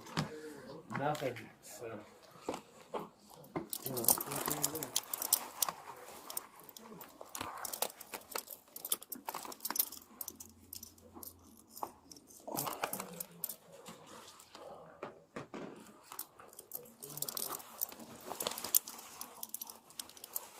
Alright, just have a seat for me right here.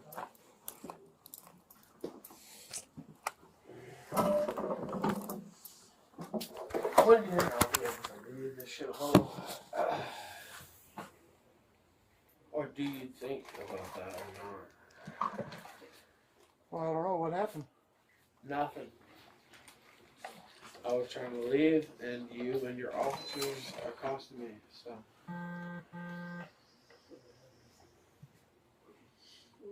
Alright, we got a few just regular screening questions anytime they bring anybody in here.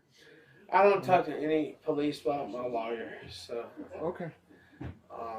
If you want to let me go, or if there's a way to like sell this, like okay, we could do that. But I don't talk to police about my lawyer, so.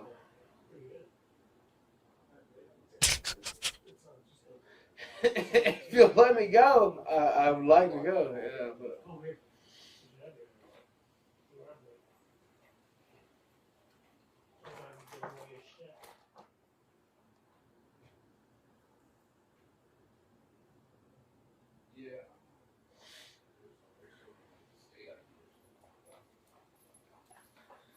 Like a, There he is. Hello, you got like a state ID at all, sir? Or no? Or Nah. Just your passport?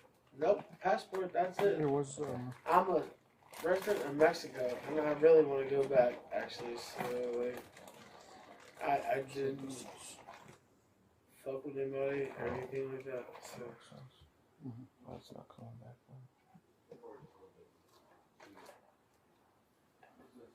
I have a flight at 9:44.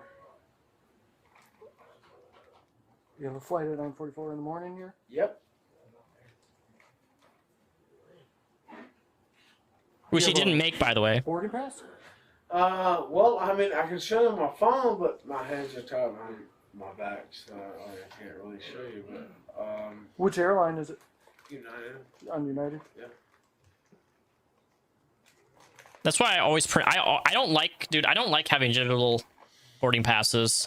I always print out a physical copy of my shit. Always. I'm too paranoid. Like, what if an EMP bomb explodes and you lose all your phones and everything, right? But I did not do anything illegal or wrong, so I would appreciate it if I was able to go my way.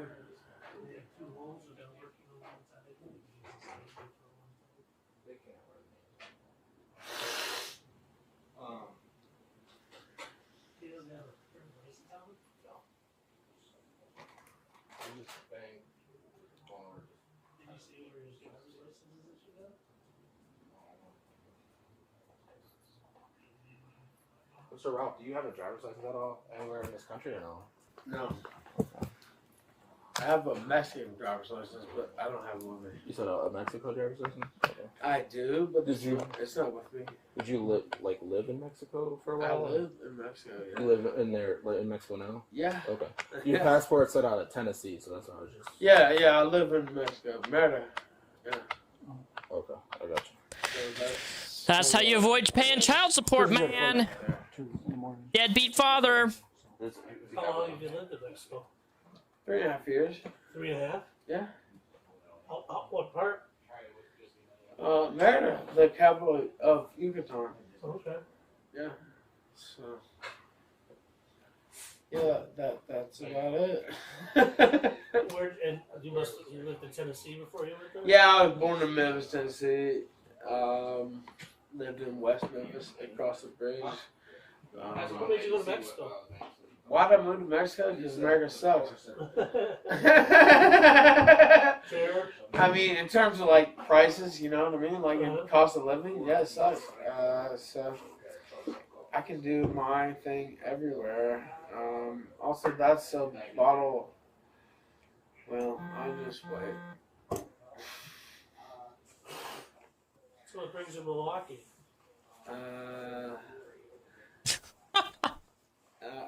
I should not talk further. Oh, okay. Yeah. I wanted to screw a corn star. I wanted to get my. I know people in Milwaukee. Okay. So, Visiting. yeah. I'm ready to go back to. I used to do the same, print out actual copies. Man, I like physical copies of everything. I still have my. At like 9 in the morning? I still have my movie tickets from 1999 and 1998.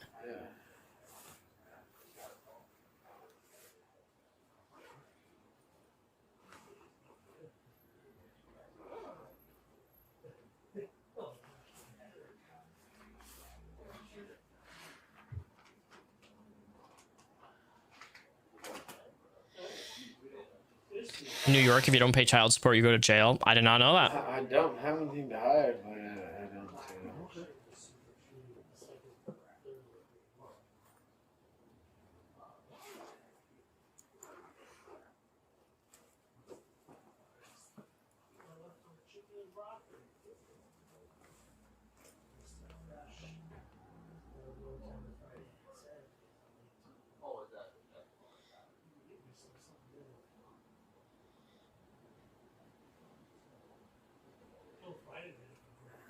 You can get the dog out of me. I just want to go back to where I'm from.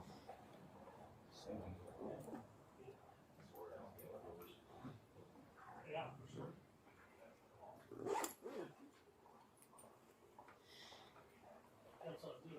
I mean, you can see like there's not really anything there.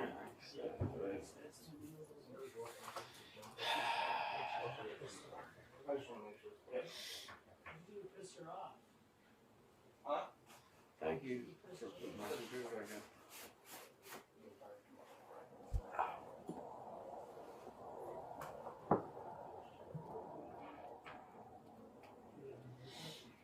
My president of Mexico. There's no nothing. I just need some sort of. So I was just seeing if there was like an address. they're trying to establish his residency because he doesn't have a residency in America. I don't know what the what that is actually. You got a last. I'm a resident of Mexico. That's fine. I mean, do you have like a residential address at all? No. That you can remember? In America? I mean, anywhere. I don't give a shit where it is. I just need something. On paper. Am I gonna be let go? You're gonna be cited at very least right now. I'm gonna be cited for public intoxication and disorderly conduct. But I can go. We're working with you, so as long as you're working with us. Well, the thing is, I don't have an attorney, and like. Okay, we're not asking you anything incriminating. Okay, well, I'll say I don't admit to any intoxication at all. You don't need to admit to it. And so what I'll say is, there's my passport. I don't admit to intoxication, dude. You're drunk, buddy. 1509 Bangle Drive in Richmond, Virginia. Okay, 1509. I live in Richmond, And The address he's giving is to his dead mom. lived there for 3.5 years. Okay. And, you know, You can't say that one more I'm not time. trying to start any problems. No, you're fine. You said 1509 what? Bangle. Can you spell that for me? I can't. B-A-N-G-L-E. G-L-E. Bangle Drive, you said? Yep. Okay. And that's Richmond, Virginia? Yep. Oh. Yeah, I just want to go back. And then what's the contact number for you, sir? Band-Aid. I'm trying to get this Band-Aid off. We're not going to call you. I went to Planned Parenthood today. I got my yearly STD testing done. And they couldn't get my finger to bleed. So they pricked me really hard, and that finger didn't work. Then they switched it to a different finger because this finger wouldn't bleed. So then they made it to my middle finger. Okay. All right. They wrapped this Band-Aid so tight on my finger. That's okay. Yeah, I'm not trying to fight. I just would like to go back. So.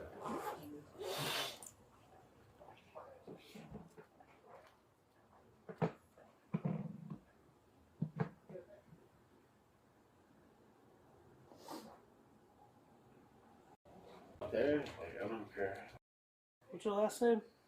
Ralph. Ralph? Yeah. We're not getting your record back anywhere in the States here. You said you left Tennessee? That's your job, not mine. Okay, well, I'm just looking for... I'm telling you, there's my fucking passport right there. I get it, I So, get it. like, what am I supposed to say? Like, Well, I'm just... what do you think I'm hiding? Like, there's the passport right there. He has no record of residency. Is there anything you need? Yeah, I'm just curious that, you said you I live in Merida. You just went to Mexico 3.5 years ago. That's a lot of time you spent in the States. Yeah, I don't like America. I hate America, get it, but actually. So. all that time in the and States. there's a lot of reasons to hate America, to be honest with you. So, yeah. There's the passport. You can look it up. Well, we're going to just take you to jail and get you... Why? What would I do to jail? Like, what? We need to identify you. Okay, well, there's the passport right there. I have a Mexican ID as well. Not enough. Okay, what do you need exactly? Where do you live?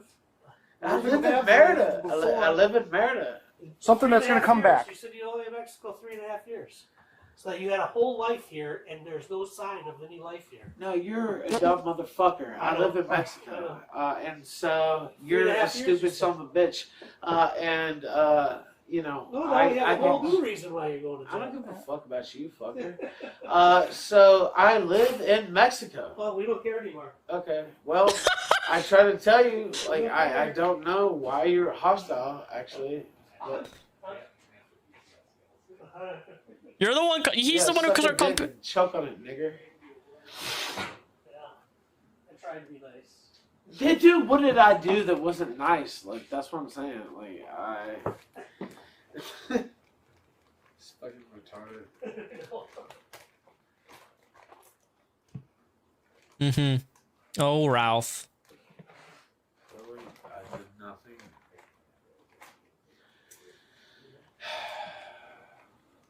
I told you my address, there's my ID, there's my passport, there's everything. So, like, I really don't know what is hostile about anything that I did, so, whatever.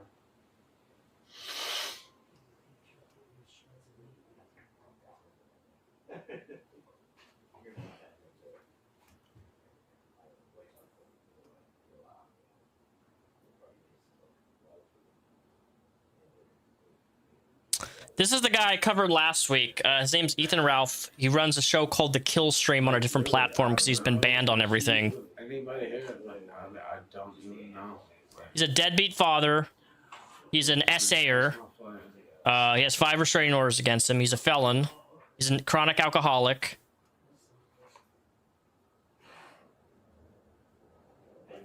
He's released revenge porn of multiple partners. I guess I don't get permission to open my baggage, by the way. So.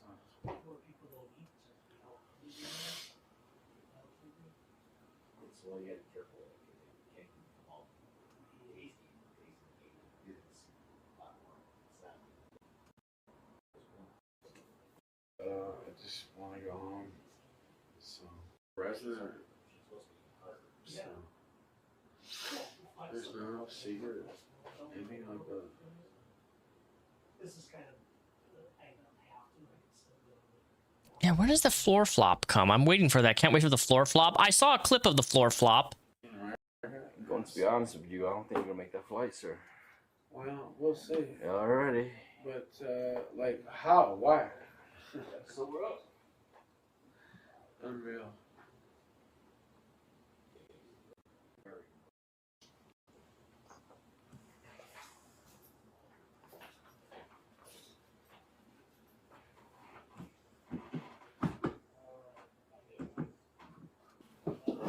There it is. There it is. You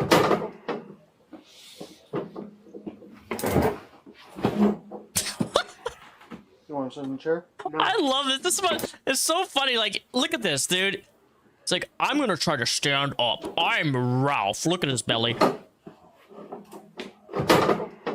The gun. Oh, and then he has like a split second where he's just like, why did I do this? Why did I stand up? He can't hold himself up because he's so drunk.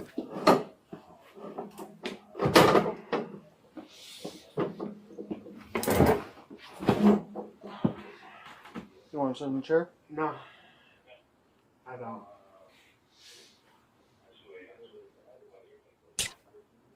I want to sit on the floor. Y'all can carry me from the floor if you want. Yes. Yep, you can do that. For no reason, but that's okay.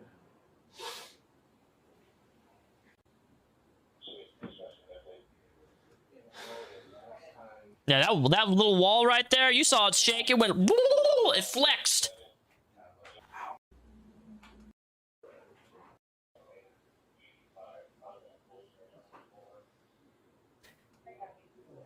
God, if I was a cop, I'd be fired because I would be like making fun of him right now.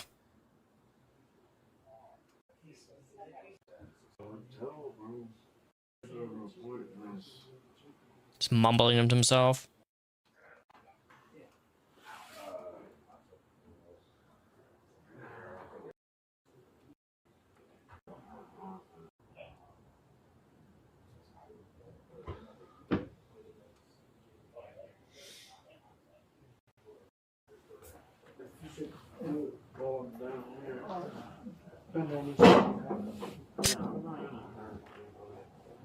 Now he's helping him back up on the fucking chair. Huh? I just want to go home.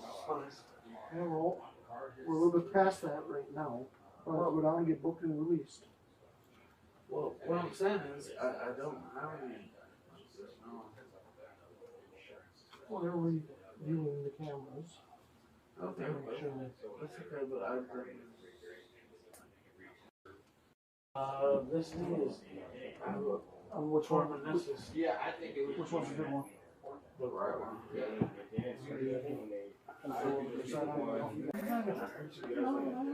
I'm trying to help you up. No, it's like, dude. Roll your side and try. Can't do it. Chair legs. Wait.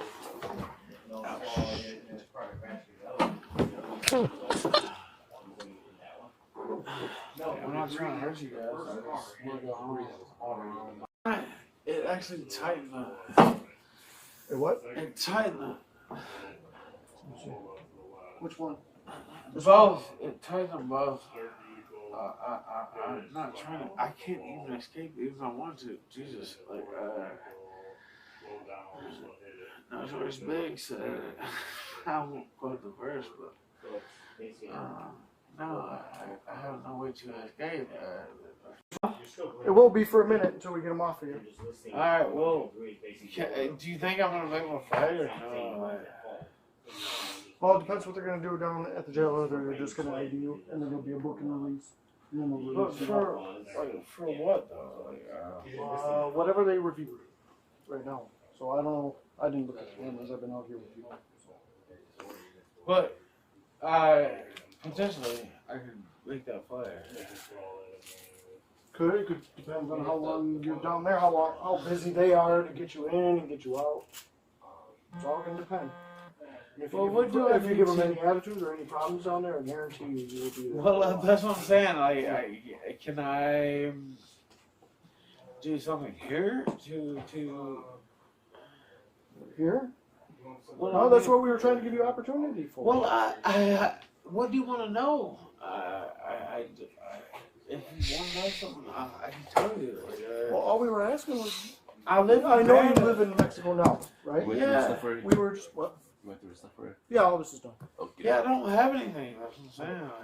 Well, that's not going. That's not going. You know that, right? Yeah. Well, that was. Yeah. All right, I'll explain these citations and then you guys want to take them. Yeah. Okay. Okay. Mr. Ralph.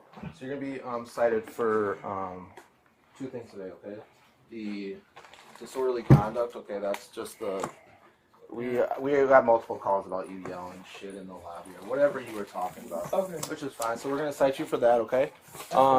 And then we're also gonna cite you for the public intoxication. Okay. Now that was in my bag, right? What's that? I wasn't drinking that. That was in my bag. Okay. Yeah, but no, I mean, No, it's okay. It's okay. Yeah, okay. We shouldn't really get it. Yeah, it's all good. So that can't go where you're going. Yes, I understand. So we're gonna keep that. Keep that. We're gonna keep that. And then. Can I? What's up? I want to go home. Okay. Well, right now you're gonna be going downtown to the county jail. Okay, on a 12-hour hold. Okay. So you're gonna go down there, and then Night you're gonna hell. sober up, and then once you're sober, you'll be able to be released. Okay. So we have all your property here. We're gonna put your citations in your bag. Hey, you have a copy of this? You need 4 copies for them? Yes, please. And then that's How that. many hours are we doing? One more time. I didn't hear what you're saying.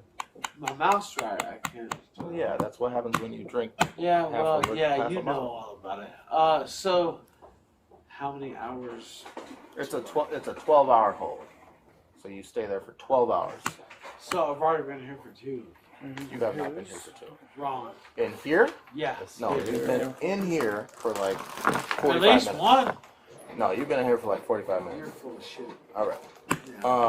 So that Yeah, stuff will just be take in me here. to jail then. Fuck you. Yep, they are in a minute. Yeah, We're just fuck you. Fuck you. my bag. What's that? These are hurting my hands. It's gonna be off a Well, little bit, man. yep. Real ride, all right? It isn't that far to it. All right, guys. This has been a good stream. We're at 3.5 hours. I like to make my streams around 2.5, so we're over an hour. I'm gonna head off. I will be on tomorrow sometime. I'm gonna be, I don't know. I'll be live tomorrow at some point. I always make an alert 1 hour before I stream. I don't know what I may just game tomorrow. But you got your weekly commentary stream. I hope you guys enjoyed it. Thank you for the subs, and thank you for the memberships. As always, become a member of the channel. My links are linked down below if you want to join my gaming Discord. If you play video games, I think it's the 3rd or 4th link down below in the description. Just hit the show more button, and there's all my links and socials linked down below. I'll see you guys tomorrow for another stream. I'm probably going to stream video games because I haven't played any video games this whole week almost, so. Deuces, guys. Thanks for stopping by. Catch you guys next week, or catch you guys tomorrow.